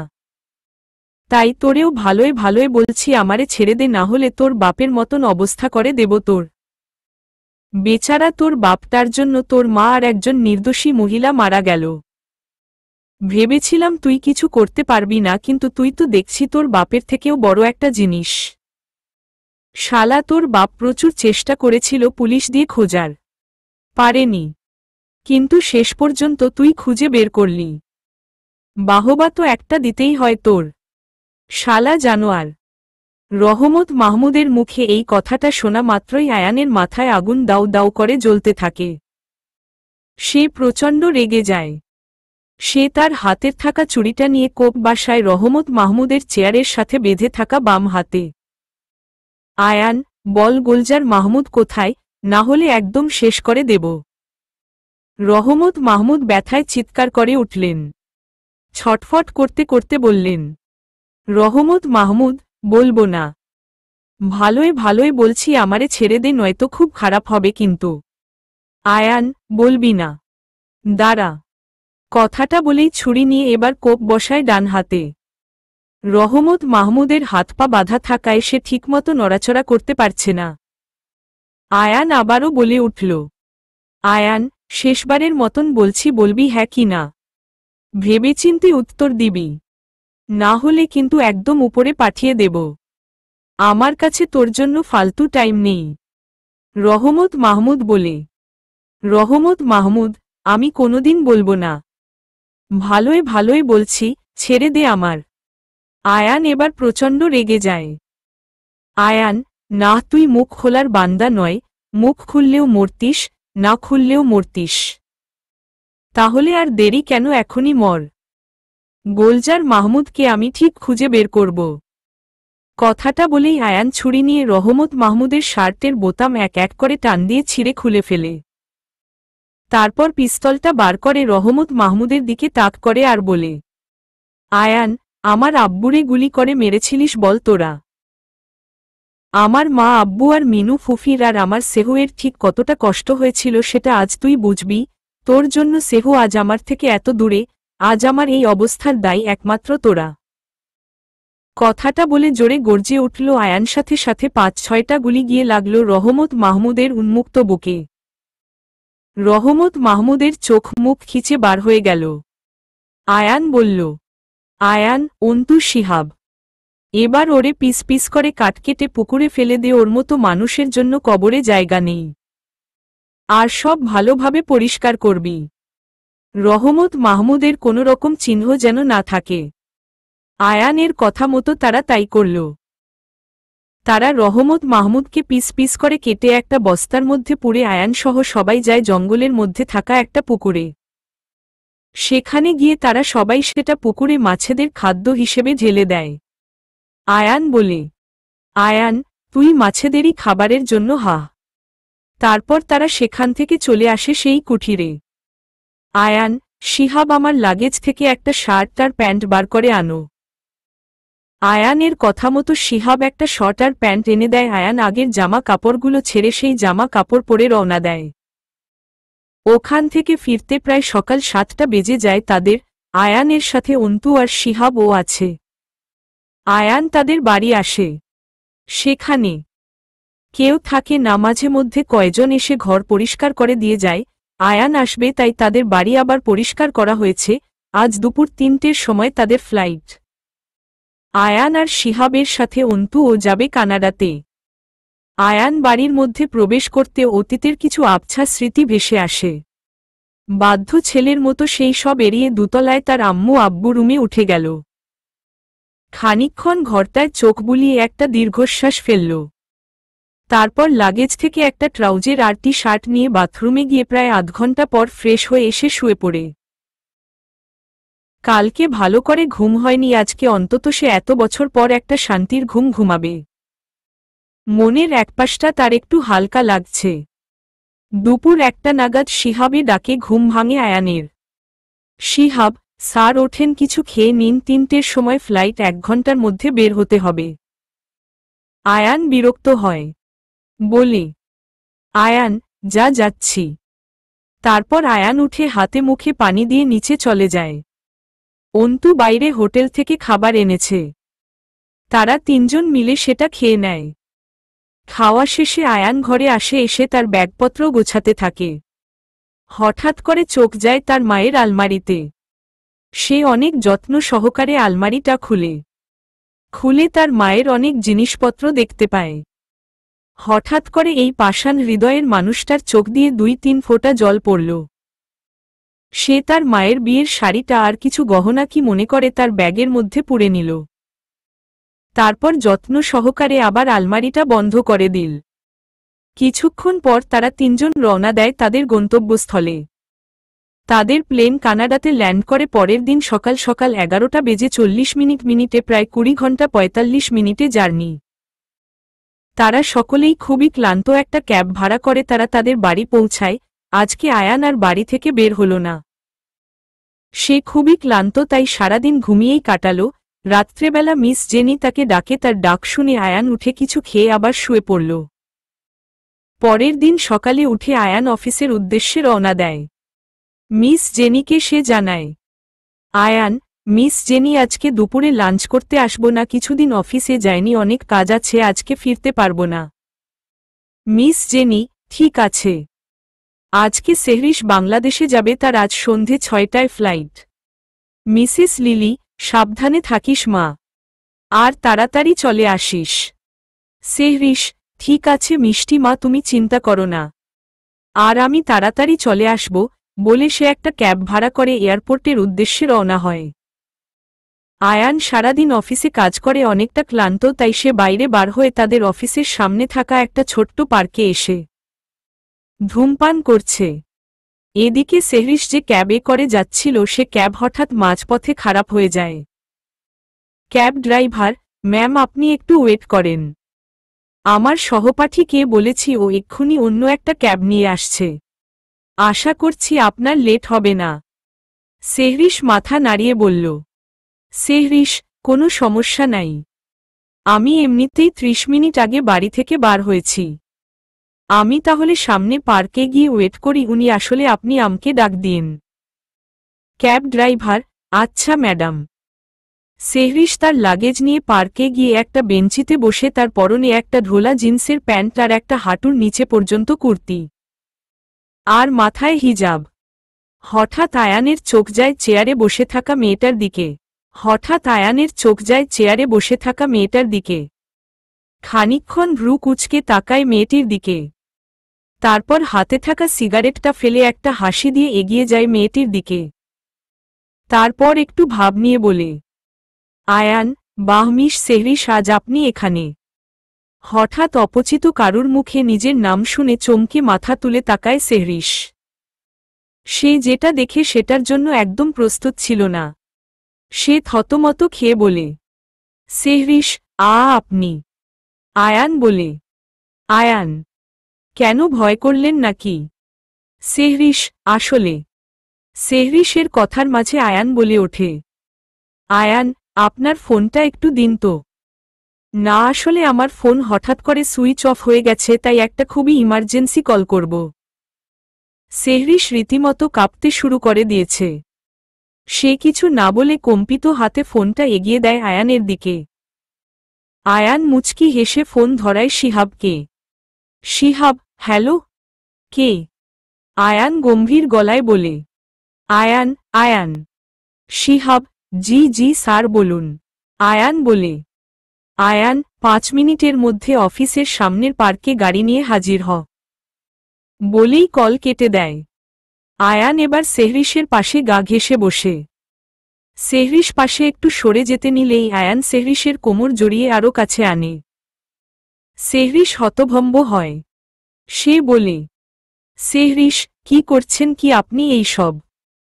আয়ান এবার সেহরিশের আরও একটু কাছে গিয়ে কানের লতিতে ঠোঁট ঠেকিয়ে বলতে শুরু করে, আয়ান, কেন সেই দিন রাতে তো নিজেই এসেছিলে আমার কাছে, আজ না হয় আমি আসলাম, আজকে তোমার কাস্টমারটা না হয় আবার আমিই হই।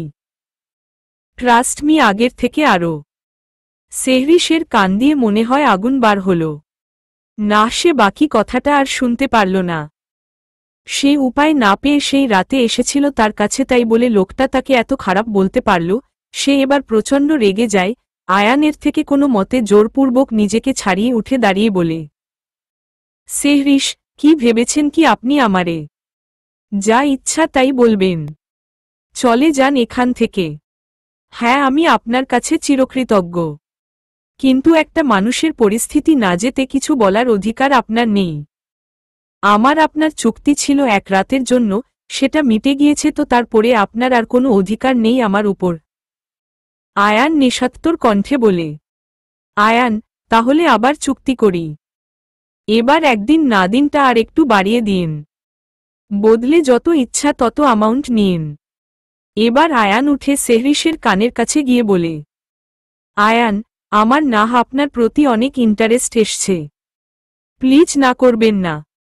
সেহরিশ এবার রেগে আয়ানের গালে একটা জোরে চড় বসিয়ে দেয়, আর বলে, সেহরিশ, মুখ সামলিয়ে কথা বলেন, আপনার কোনো অধিকার নেই এই সব বলার। আয়ানের চোখ মুখ লাল হয়ে যায়। তার বুঝে উঠতে কয়েক সেকেন্ড সময় লাগলো যে তার সাথে কি হয়েছে। সাথে সাথে সে সেহরিশের হাত ধরে জোরালো কণ্ঠে বলে ওঠে, আয়ান, তুই আমার গায়ে হাত তুলিস? এই আয়ান মির্জায়ের গায়ে। শালা রাস্তার মেয়ে কোথাকার, চল আমার সাথে। আয়ান মির্জা নামটা শুনে সেহরিশের বুক ধক করে উঠল। পরপরই মনে মনে বলল, না, এই আয়ান সেই আয়ান নয়। তারপর জোর গলায় বলে উঠল, সেহরিশ, কোথায় যাব আমি আপনার সাথে? দেখেন, ভালোই ভালোই বলছি, ছেড়ে দিন। কে শোনে কার কথা? আয়ান সেহরিশের হাত ধরে টেনে নিয়ে যেতে থাকে। আয়ান সেহরিশ আয়ানের হাত ধরে চেষ্টা করছে ছাড়ানোর। আয়ানের এবার বিরক্তি লাগল, সে সেহরিশকে সামনের দিক দিয়ে কাঁধে তুলে নিয়ে যেতে লাগল। সেহরিশ আয়ানের থেকে ছাড়ানোর জন্য তার পিঠে কিল মারছে, ছোটাছুটি করছে, কিন্তু কিছুতেই ছাড়াতে পারছে না। আয়ান পার্ক থেকে বার হতেই দেখে শিহাব গাড়ি নিয়ে দাঁড়িয়ে আছে। আয়ান গিয়ে দরজা খুলে সেহরিশকে ড্রাইভিং সিটের পাশে বসিয়ে সিট বেল্ট পরিয়ে তাড়াতাড়ি করে নিজে গিয়ে ড্রাইভিং সিটে বসে পড়ে গাড়ি লক করে দেয়। আয়ান শিহাবকে বলে, আয়ান, পার্কের মধ্যে একটা লাগেজ আছে, ওটা সময় মতো আমার বাড়িতে পৌঁছে দিবি। আর এখন তুই কোন প্রশ্ন করবি না, তোর কোন প্রশ্নের উত্তর দিতে আমি বাধ্য নই। শুধু এইটা জেনে রাখো, তোর দ্বারা যে কাজটা হয়নি সেটাই করেছি। শিহাব হয়ে দাঁড়িয়ে রইল। আর আয়ান গাড়ি স্টার্ট দিয়ে যেতে লাগল। এদিকে সেহরিশ সিট বেল্ট খোলার প্রচুর চেষ্টা করছে আর কান্না করতে করতে চেঁচাচ্ছে। কিন্তু আয়ান এক হাত দিয়ে ধরে রেখে দিয়েছে। আয়ানের গাড়ি চালাতে অসুবিধা হচ্ছে, তাই কিছুদূর গিয়ে সে গাড়িটা একপাশে দাঁড় করিয়ে জোরপূর্বক সেহরিশের হিজাবটা খুলে দেয়। সেহরিশ চিৎকার করে বলে, সেহরিশ, কি করছেন কি? সেহরিশ তার হাত দিয়ে আয়ানকে কিল ঘুষি মারতে লাগল।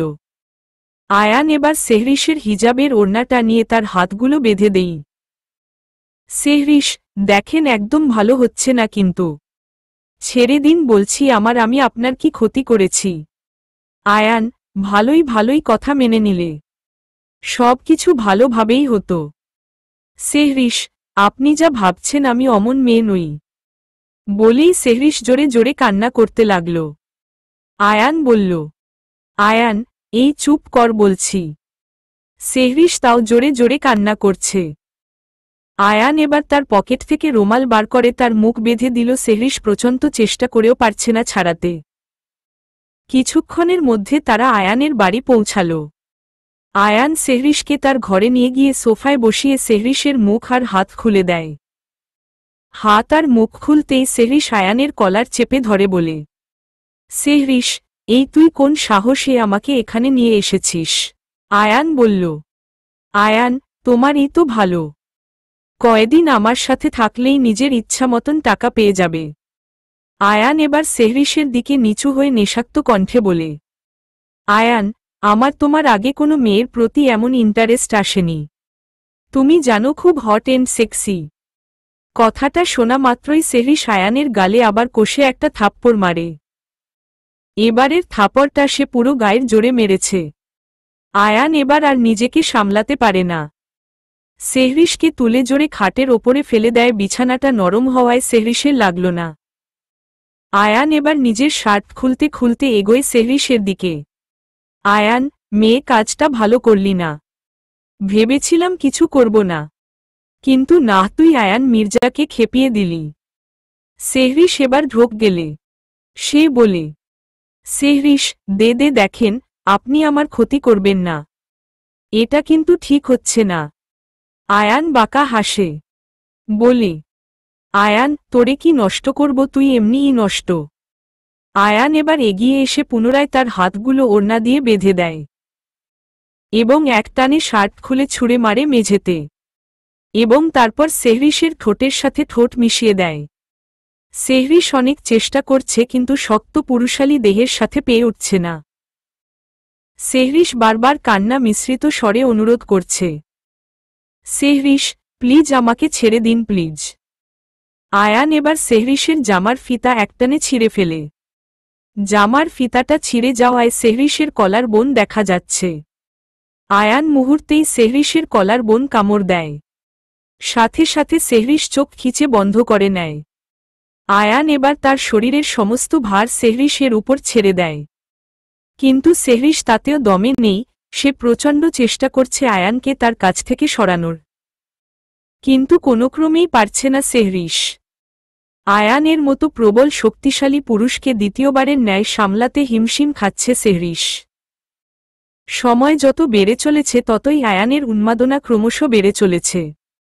সেহরিশ তার মুখ দিয়ে একটা শব্দ বার করতে পারছে না, কারণ তার ঠোঁট জোড়া দখল করে রেখেছে আয়ান। খানিকক্ষণ পরপর তার ঠোঁটে দন্ত দ্বারা আঘাত করছে আয়ান। সেহরিশের চোখ দিয়ে শুধু উষ্ণ তরল গড়িয়ে পড়ছে। প্রায় অনেকক্ষণ পর আয়ান সেহরিশকে ছেড়ে দেয় এবং সেহরিশের হাতের বাঁধন খুলে দেয়। আয়ান সেহরিশের বুকে মুখ গুজে শুয়ে থাকে। সেহরিশের শরীরে বিন্দুমাত্র শক্তি অবশিষ্ট নেই। মেয়েটা হঠাৎ শারীরিক ও মানসিক উভয় দিক দিয়ে ভেঙে পড়েছে। আয়ানের ভার সে নিতে পারছে না, আবার তাকে সরানোর মতো শক্তি তার নেই। তাই চুপচাপ আয়ানকে বুকে নিয়ে শুয়েছিল আর নীরবে চোখের পানি ফেলছিল। আয়ান সবকিছু বুঝেই না বোঝার ভান করেছিল। কিছুক্ষণ পর আয়ান সেহরিশের দিকে তাকায়। তারপর হঠাৎ করে সেহরিশের ঠোঁট জোড়া আবার দখল করে কামড়ে ধরে। সেহরিশ আবার চোখ খিচে বন্ধ করে নেই। কিছুক্ষণ পর আয়ান সেহরিশের ওষ্ঠ ছেড়ে জামা কাপড় নিয়ে ওয়াশরুমে চলে যায়। সেহরিশ কোনোরকমে উঠে জামা কাপড় নিয়ে গায়ে জড়িয়ে নেয়। সেহরিশ কোনোরকমে উঠে জামা কাপড় নিয়ে গায়ে জড়িয়ে নেয়। সেহরিশ নিস্তেজ দেহ নিয়ে বিছানায় পড়ে আছে। সারা রাতে নির্যাতনের যন্ত্রণায় তার চোখের পাতা পর্যন্ত ভারী হয়ে এসেছে। সে শুয়ে শুয়ে ভাবছে তাকে যেভাবেই হোক এখান থেকে পালাতে হবে, এখানে থাকলে ওই পিশাচ তাকে ছিঁড়ে কুড়ে খাবে। সেহরিশের ভাবনার মাঝে আয়ান ওয়াশরুম থেকে বের হয়ে আসলো। শাওয়ার নিয়েছে, যার ফলে তার কোমরে শুধুমাত্র তোয়ালে পেঁচানো। উন্মুক্ত শরীরে পানির বিন্দুগুলো চিকচিক করছে, চুল থেকে চুইয়ে চুইয়ে পানি পড়ছে। আয়ান সেহরিশের দিকে একবারও তাকালো না। সেহরিশ আয়ানকে দেখে তার দুর্বল শরীরটা নিয়ে কোনোমতে শোয়া থেকে উঠে বসেছে। সে ভয়ে এক কোণে জড়সড় হয়ে বসে আছে। আয়ান আয়নায় তা দেখে বাঁকা হাসল। সেহরিশ এবার কণ্ঠে জোর এনে বলে ওঠে, সেহরিশ, আমি এখান থেকে পালিয়ে যাব। আমি আপনার কোনো খেলনা নয় যে আপনি আমাকে এমন তুলে এনে শারীরিক অত্যাচার করবেন। আর আমি কোনো রাস্তার মেয়ে নই। আয়ান এবার জোরে হাসল। সে আস্তে আস্তে সেহরিশের দিকে এগোতে লাগল, তার পা দুটো টেনে তাকে বসা থেকে শুইয়ে দিয়ে তার উপরে উঠে ঠোঁট জোড়া এক করে নেয়। সেহরিশ অনেক চেষ্টা করে ছাড়াতে, কিন্তু আয়ান তার হাত দুটি চেপে ধরে রেখে দিয়েছে। আয়ান প্রায় 5 মিনিট পর তার ঠোঁট ছেড়ে দেয়। সেহরিশ জোরে জোরে হাঁপাতে থাকে, তা দেখে আয়ান আবার তার ঠোঁটের সাথে ঠোঁট মিশিয়ে দেয়। এবার আস্তে আস্তে গলার দিকে নেমে আসে। আয়ান আর একটু গভীরে স্পর্শ করতে যাবে, তখনই সেহরিশ কান্না মিশ্রিত কণ্ঠে বলে ওঠে, সেহরিশ, প্লিজ ছেড়ে দিন, আমি এখানে থাকতে চাই না। আমি অনেক দূরে চলে যাব, প্লিজ আমাকে ছেড়ে দিন প্লিজ। আয়ান, তুমি আমার সাথে এখন থাকবে, আমি তার বদলে টাকা দেব যেটা তুমি চাও। আর তখন আমারে থাপ্পড় না মারলে এই অবস্থা হতো না। যে আয়ান মির্জার সামনে কথা বলতে সবাই ভয় করে, তারে তুমি থাপ্পড় মারলে। এখন এত সহজে তো এই আয়ান মির্জার কবল থেকে বাঁচতে পারবে না। আর দ্বিতীয় কথা, এখান থেকে পালানোর চেষ্টা করলে একটু আগে যা করেছি এর থেকে ও খারাপ কিছু হয়ে যাবে বলে দিলাম। তো যা করবে ভেবে চিনতে। কথাটা বলে আয়ান ওয়াশরুমে ড্রেস নিয়ে চলে যায় চেঞ্জ করতে। খানিক্ষণ পর বার হয়ে এসে ডিরেক্ট নিচেই চলে যায়। সেহরিশের এত কষ্ট সহ্য না করতে পারায় তার হালকা চোখ লেগে আসে।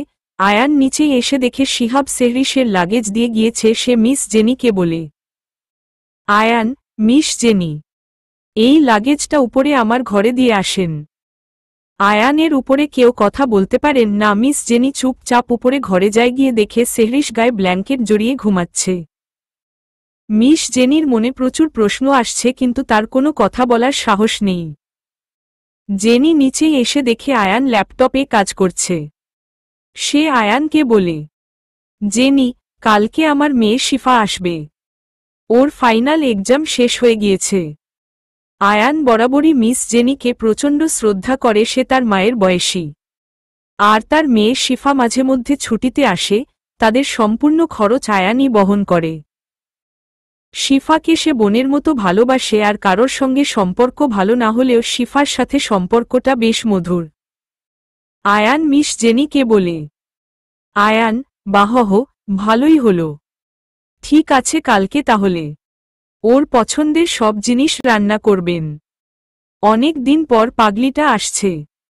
মিস জেনি হেসে চলে গেলেন। এদিকে সেহরিশের ঘুম ভাঙে প্রায় রাত 9:30 দিকে। সে ধীরে ধীরে উঠে বসে তার লাগেজটা দেখতে পায়।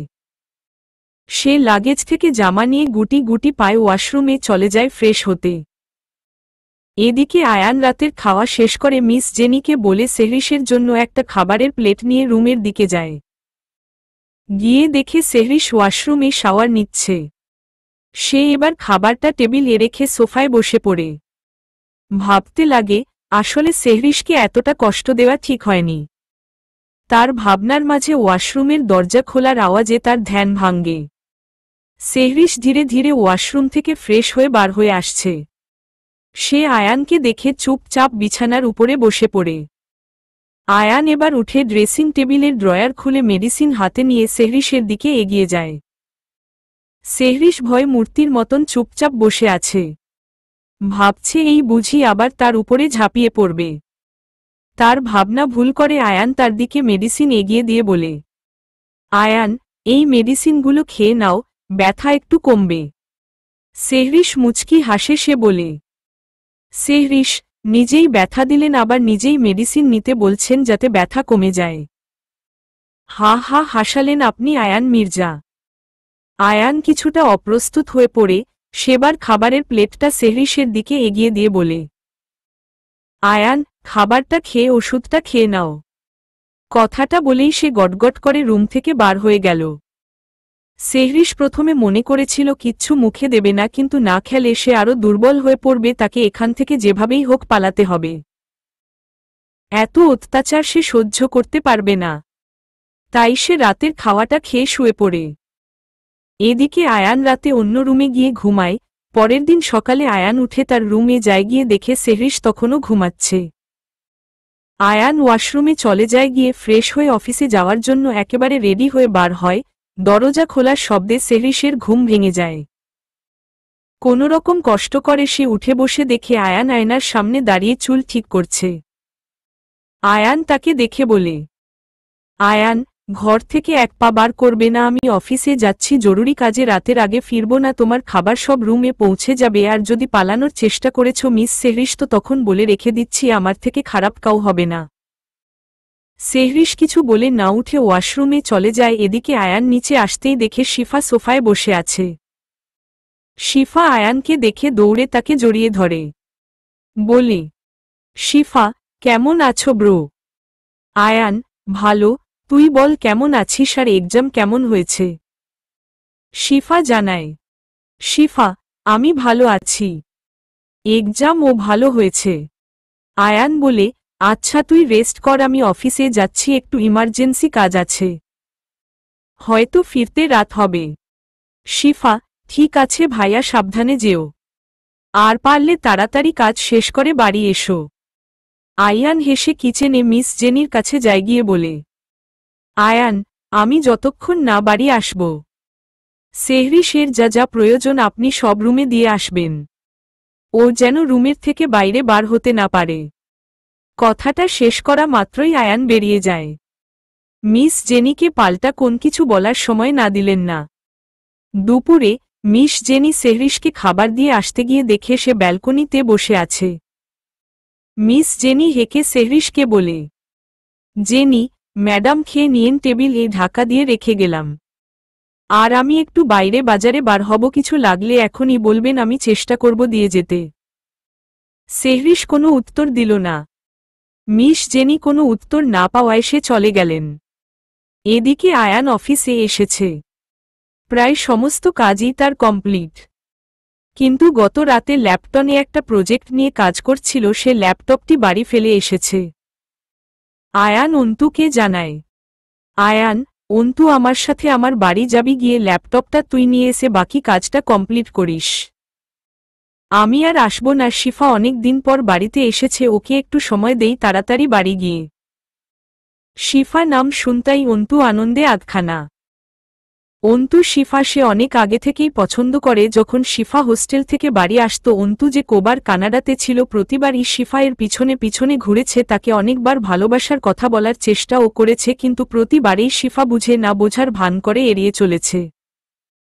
অন্তু এবার ভাবল না, এবার যেভাবেই হোক শিফাকে সে তার মনের কথা বলবেই। অন্তু আয়ানের সাথে আয়ানের বাড়ির উদ্দেশ্যে রওনা হল। এদিকে সেহরিশ আস্তে আস্তে গুটি গুটি পায়ে রুম থেকে বের হয়ে নিচেই আসে। তার মতে এটাই পালানোর ভালো টাইম। মিস জেনি বাজারে গিয়েছে আর আয়ান অফিসে, তাকে এখন কেউ আটকাতে পারবে না। সে দরজা খুলতেই অমনি তার চোখ ছানাবড়া। এটা কি দেখছে সে? সেহরিশ ভয়ে আমতা আমতা বলে, সেহরিশ, আপনি? আয়ান রক্তচক্ষু প্রেরণ করে বলে, আয়ান, হ্যাঁ আমি। সেহরিশ পিছন দিকে যেই না ছুটে পালাতে যাবে, অমনি আয়ান ওকে টেনে গলা টিপে ধরে বলে, আয়ান, তোরে আমি বারবার বারণ করেছি ওই চার দেয়ালের বাইরে এক পাও ফেলবি না, নয়তো আমার থেকে খারাপ কেউ হবে না। কথাগুলো বলতে বলতে আয়ান সেহরিশকে ঠেলতে ঠেলতে গেট থেকে ডাইনিং এরিয়ায় নিয়ে আসে। শিফা কিচেনে ছিল, সে দৌড়ে বার হয়ে আসে। এদিকে অন্তু আর শিফা কিছুই বুঝতে পারছে না কি হচ্ছে। এরই মধ্যে সেহরিশ বলে ওঠে, সেহরিশ, আপনার কি অধিকার আছে আমাকে এমনভাবে আটকে রাখার? আমি এখান থেকে পালাবো, না হলে আমি মরে যাব, কিন্তু আপনার সাথে আমি থাকব না। আপনি একজন জঘন্য নোংরা পুরুষ, মানুষরূপী হিংস্র পশু। কথাটা শোনা মাত্রই আয়ানের মাথায় রক্ত উঠে যায়। সে গায়ের জোরে একটা থাপ্পড় মারে সেহরিশকে। থাপ্পড়টা অতিরিক্ত জোরেই ছিল। সেহরির দুর্বল থাকায় সে সঙ্গে সঙ্গে অজ্ঞান হয়ে সোফায় পড়ে যায়। আর এদিকে আয়ান লম্বা লম্বা পা ফেলে নিজের রুমে চলে যায়। অন্তু আর শিফা পুরো থ। শিফা বলে ওঠে, শিফা, আরে ও তো বেহুশ হয়ে গেছে। অন্তু, আপনি ওকে কোলে তুলে নিয়ে একটু রুমে নিয়ে চলুন না। অন্তু থতমত খায়। সে বলে, অন্তু, আমাকে কি চরিত্রহীন মনে হয় নাকি? আমি কেন অন্যের ভবিষ্যৎ বউকে কোলে নেব? তুমি অজ্ঞান হও, তোমাকে নিচ্ছি। শিফা বিরক্ত হয়ে বলে, শিফা, অন্তু মাথা গরম করাবেন না কিন্তু। আবার কিন্তু আগের মতন করছেন। আর অন্যের ভবিষ্যৎ বউ মানে ভাইয়া কি এনাকে বিয়ে করবে? অন্তু বলে, অন্তু, হয়তো আমার মনে হলো তাই বললাম।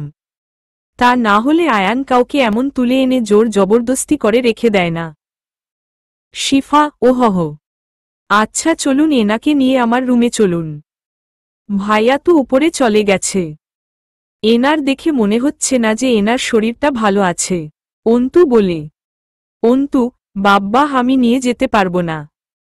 আয়ানের হাতে গুলি খাওয়ার শখ আমার নেই। হ্যাঁ, তবে আপনার হাতে খেতে পড়ি। উহু, গুলি না অন্য কিছু। শিফা বিরক্ত হয়ে বলে, শিফা, ফাজলামি বন্ধ করবেন অন্তু। আপনারা গল্প পড়ছেন ঠিকই, কিন্তু লাইক কমেন্ট করছেন না, এটা কিন্তু ঠিক নয়। শিফা বিরক্ত হয়ে বলে, শিফা, ফাজলামি বন্ধ করবেন অন্তু। অন্তু, উহু, করব না।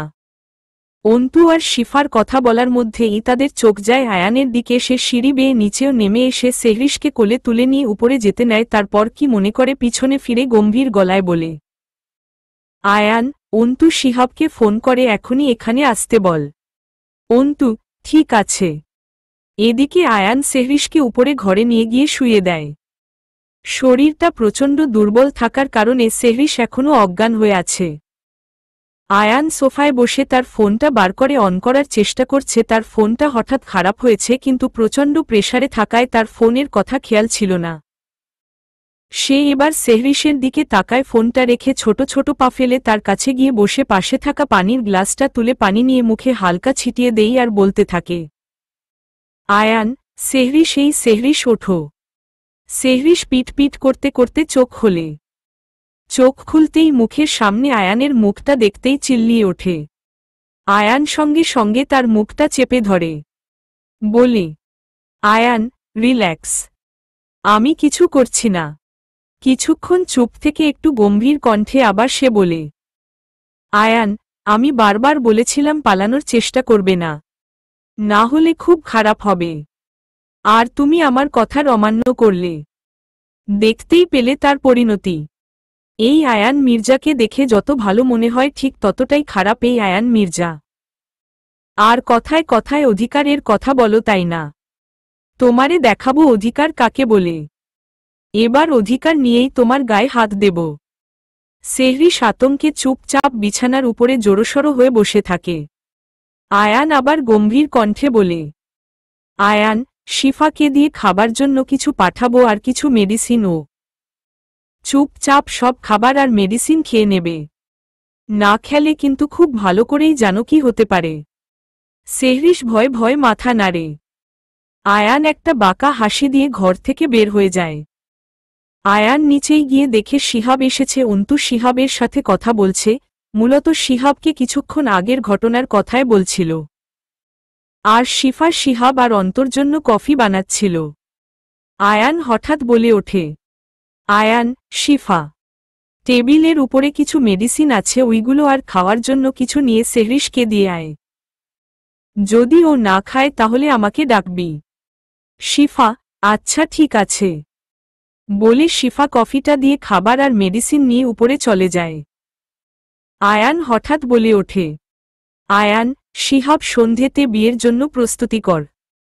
আয়ানের কথা শেষ হতে না দিয়ে তার মাঝখানেই শিহাব বলে ওঠে, শিহাব, কি বললেন বিয়ে? শিহাব উঠে দাঁড়ায় আবার বলতে শুরু করে, শিহাব, ফাইনালি আমার বিয়ে হতে চলেছে। কিন্তু আমি তো এমন বিয়ে করব না। হঠাৎ করে আয়ান এবার রেগে যায়। রাগী কণ্ঠে শিহাবের বলার মাঝে বলে ওঠে, আয়ান, এই গাধা পুরো কথা না শুনে কথার মাঝখানে কথা বলা বন্ধ করবি। আমি কখন বললাম তোর বিয়ে? আমি আমার বিয়ের কথা বলেছি। তোর দায়িত্ব সন্ধ্যা সকাল 6টায় কাজীকে নিয়ে আসার। আর বাকি দায়িত্ব অন্তু সামলিয়ে নেবে।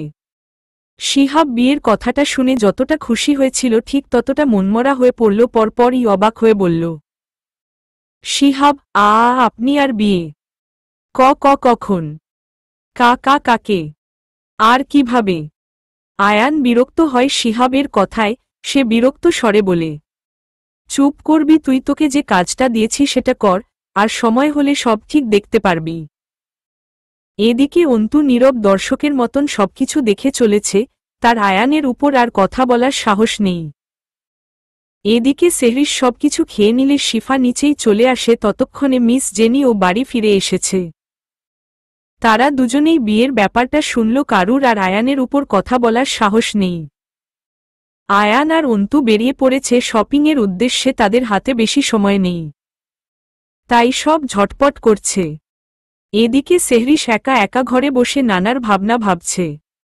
কি মনে করে সে উঠে তার লাগেজটা নিয়ে আলমারির ভিতরে রাখতে যায়।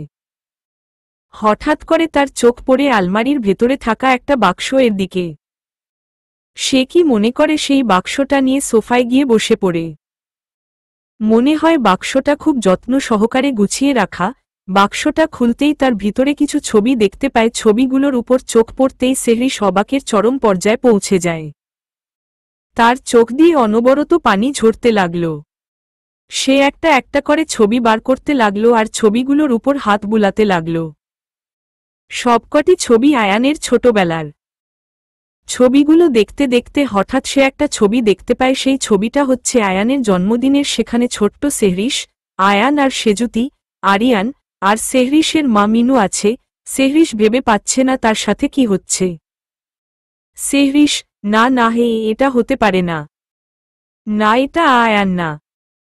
সেহরিশের গা ঠক ঠক করে অনবরত কাঁপছে। সে বাক্সটা বন্ধ করে আবার আগের জায়গায় রেখে দেয়।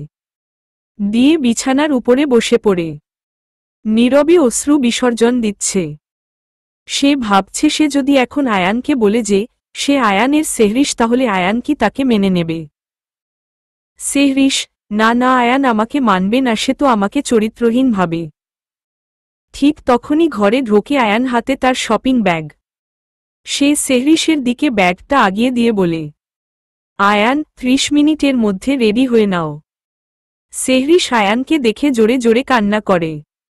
আয়ান বিরক্তি নিয়ে জোরালো কণ্ঠে বলে, আয়ান, স্টপ দিস। সেহরিশ চমকিয়ে ওঠে। আয়ান গিয়ে তার কাছে ব্যাগটা রেখে আবার বলে, আয়ান, 30 মিনিটের যেন 1 মিনিটও দেরি না হয়। কথাটা বলেই আয়ান ঘর থেকে বের হয়ে যায়। সেহরিশ খানিকক্ষণ চুপ করে বসে থেকে প্যাকেটটা হাতে তুলে নিয়ে খুলে দেখে তার মধ্যে একটা লাল টুকটুকে বেনারসি শাড়ি। সেহরিশ খানিকটা অবাক হয়, ঠিক তখনই আবার আয়ান কি মনে করে ফিরে আসে।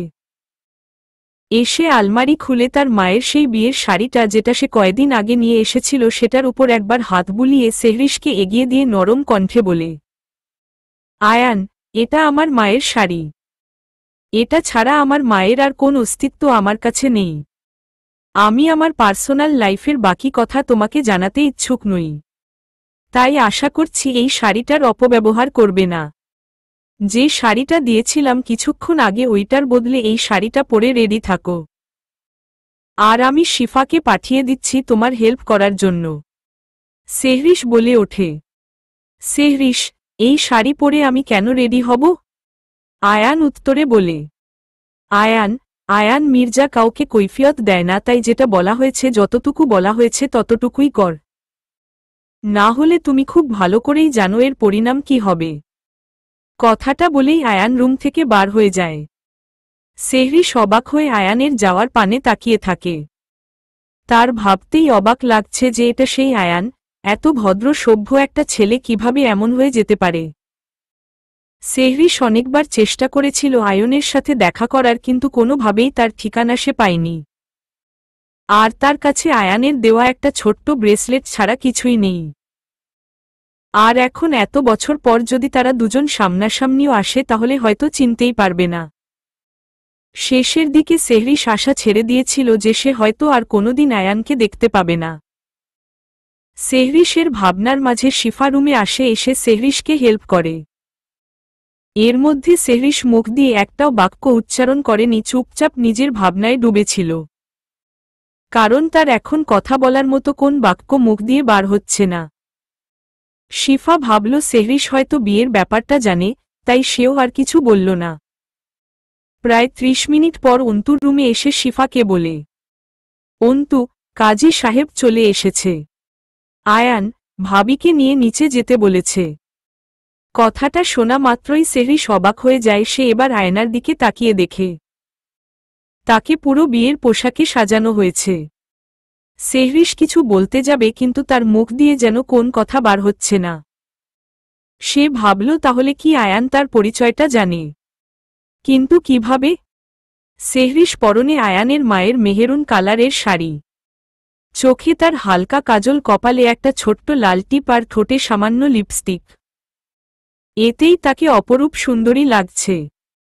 আয়ান আজ একটা মেহেরুন কালারের পাঞ্জাবি পরেছে, পরিষ্কার দেহে মেহেরুন কালারটা মানিয়েছে বেশ ভালো। হঠাৎ করে তার চোখ যায় সিঁড়ি দিয়ে নামতে থাকা সেহরিশের দিকে। মুহূর্তে তার চোখ আটকে যায়, তার মায়ের শাড়িটা পরে আছে। সেহরিশ আয়ানের চোখ ভরে এলো, কিন্তু কোনোমতে নিজেকে শক্ত করল। এবার শিফা সেহরিশকে নিয়ে এসে আয়ানের সামনে বসায়। কাজী সাহেব সেহরিশের কাছ থেকে তার মা বাবার পরিচয়টা নিয়ে বিয়ে পড়াতে শুরু করে। আয়ান মুগ্ধ হয়ে সেহরিশকে দেখে যাচ্ছে, হঠাৎ করে কাজী সাহেব বলে ওঠে, কাজী, বলো কবুল। আয়ান তখনও সেহরিশের দিকে একদৃষ্টিতে তাকিয়ে আছে। পাশ থেকে শিহাব আয়ানকে গায়ে হাত দিয়ে ডেকে বলে, শিহাব, কি হলো, কবুল বলবেন না নাকি?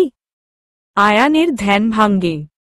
মুহূর্তেই সে বলল, আয়ান, কবুল কবুল কবুল। কাজী সাহেব এবার সেহরিশকে বলে, কাজী, মা কবুল বলো। সেহরিশ মাথা নিচু করে চুপচাপ বসে নীরবে চোখ দিয়ে পানি ফেলছিল। তার বিশ্বাস হচ্ছে না যে আয়ানের সাথে তার বিয়ে হচ্ছে। সে শুধু ভাবছে আয়ান কি তাহলে সবটা জেনে গেল। একদিক দিয়ে সে অনেক খুশি হয়। কাজী সাহেব আবার বলে উঠল, কাজী, মা কি হলো? কবুল বলো। আয়ান আর কোন কথা বলছে না, সে চুপচাপ তাকিয়ে আছে সেহরিশের দিকে। কাজী সাহেবের কথায় সেহরিশের ধ্যান ভাঙ্গে। সে চোখ বন্ধ করে বলে, সেহরিশ, কবুল কবুল কবুল। সবাই একসাথে আলহামদুলিল্লাহ বলে উঠল। রাত্রে সবাই হালকা ফুলকো কিছু খেয়ে যে যার রুমে চলে গেল। অন্তু আর শিহাব আজকে আয়ানদের বাড়িতেই রয়ে গেল। সেহরিশ বিছানার উপর বসে আছে। না, তাদের বাসর রাতে কোন ফুল দিয়ে সাজানো হয়নি। হঠাৎ করেই আয়ান ঘরে প্রবেশ করে দরজা লাগিয়ে দেয়। সে সেহরিশকে রাগী কণ্ঠে বলে, আয়ান, এক্ষুনি শাড়ি ছেড়ে অন্য কিছু পর। 10 মিনিট টাইম দিচ্ছি, দেরি যেন না হয়। আয়ানের ধমক শুনে সেহরিশ কেঁপে ওঠে। সে আর কিছু না বলে ওয়াশরুমে গিয়ে চেঞ্জ করে একটা জামা পরে নেয়। সে ভেবে পাচ্ছে না হঠাৎ আয়ানের কি হল। ওয়াশরুম থেকে বার হয়ে এসে শাড়িটা ড্রেসিং টেবিলের উপরে রেখে সে বিছানায় বসলে আয়ান লম্বা লম্বা পা ফেলে তার দিকে আসে। সে ভয় পিছনে সরে যেতে নেয় আয়ান ও তার সাথে সাথে পিছনে সরে যায়। একসময় সেহরিশের পিঠ গিয়ে ঠেকে দেয়ালে। আয়ান এবার তার মুখটা সেহরিরের কানের কাছে নিয়ে গিয়ে রাগী কণ্ঠে বলে, আয়ান, কথায় কথায় বলতে কি অধিকার আছে আমার তোমার কাছে যাওয়ার? নাও, এবার তুমি হাজার চাইলেও না করতে পারবে না, সম্পূর্ণ অধিকার নিয়ে তোমার কাছে আসব। হা হা বলেই সে সেহরিশের মুখের সামনে মুখটা এনে ঠোঁটের সাথে ঠোঁট মিশিয়ে দেয়। সেহরিশ সরিয়ে দিতে চাইলেও আয়ানের কাছে পেরে উঠল না। আয়ান কিছুক্ষণ পর ছেড়ে দেয়। সেহরিশ আর কোনো কিছু বলল না, মাথা হেট করে বসে থাকল। আয়ান সেহরিশকে বলল, সেহরিশ, শুয়ে পড়ো। সেহরিশ খানিকটা অবাক হয়। সে চুপচাপ বিছানায় শুয়ে পড়ে। আর এদিকে আয়ান সোফায় বসে বসে অনেক রাত পর্যন্ত ল্যাপটপে কাজ করতে থাকে। মূলত গোলজার মাহমুদের ব্যাপারে কিছু তথ্য পেয়েছে সে, সেটা নিয়েই ঘাটাঘাটি করতে থাকে। তারপরে সে সোফায় শুয়ে পড়ে। পরের দিন সকালে চলবে।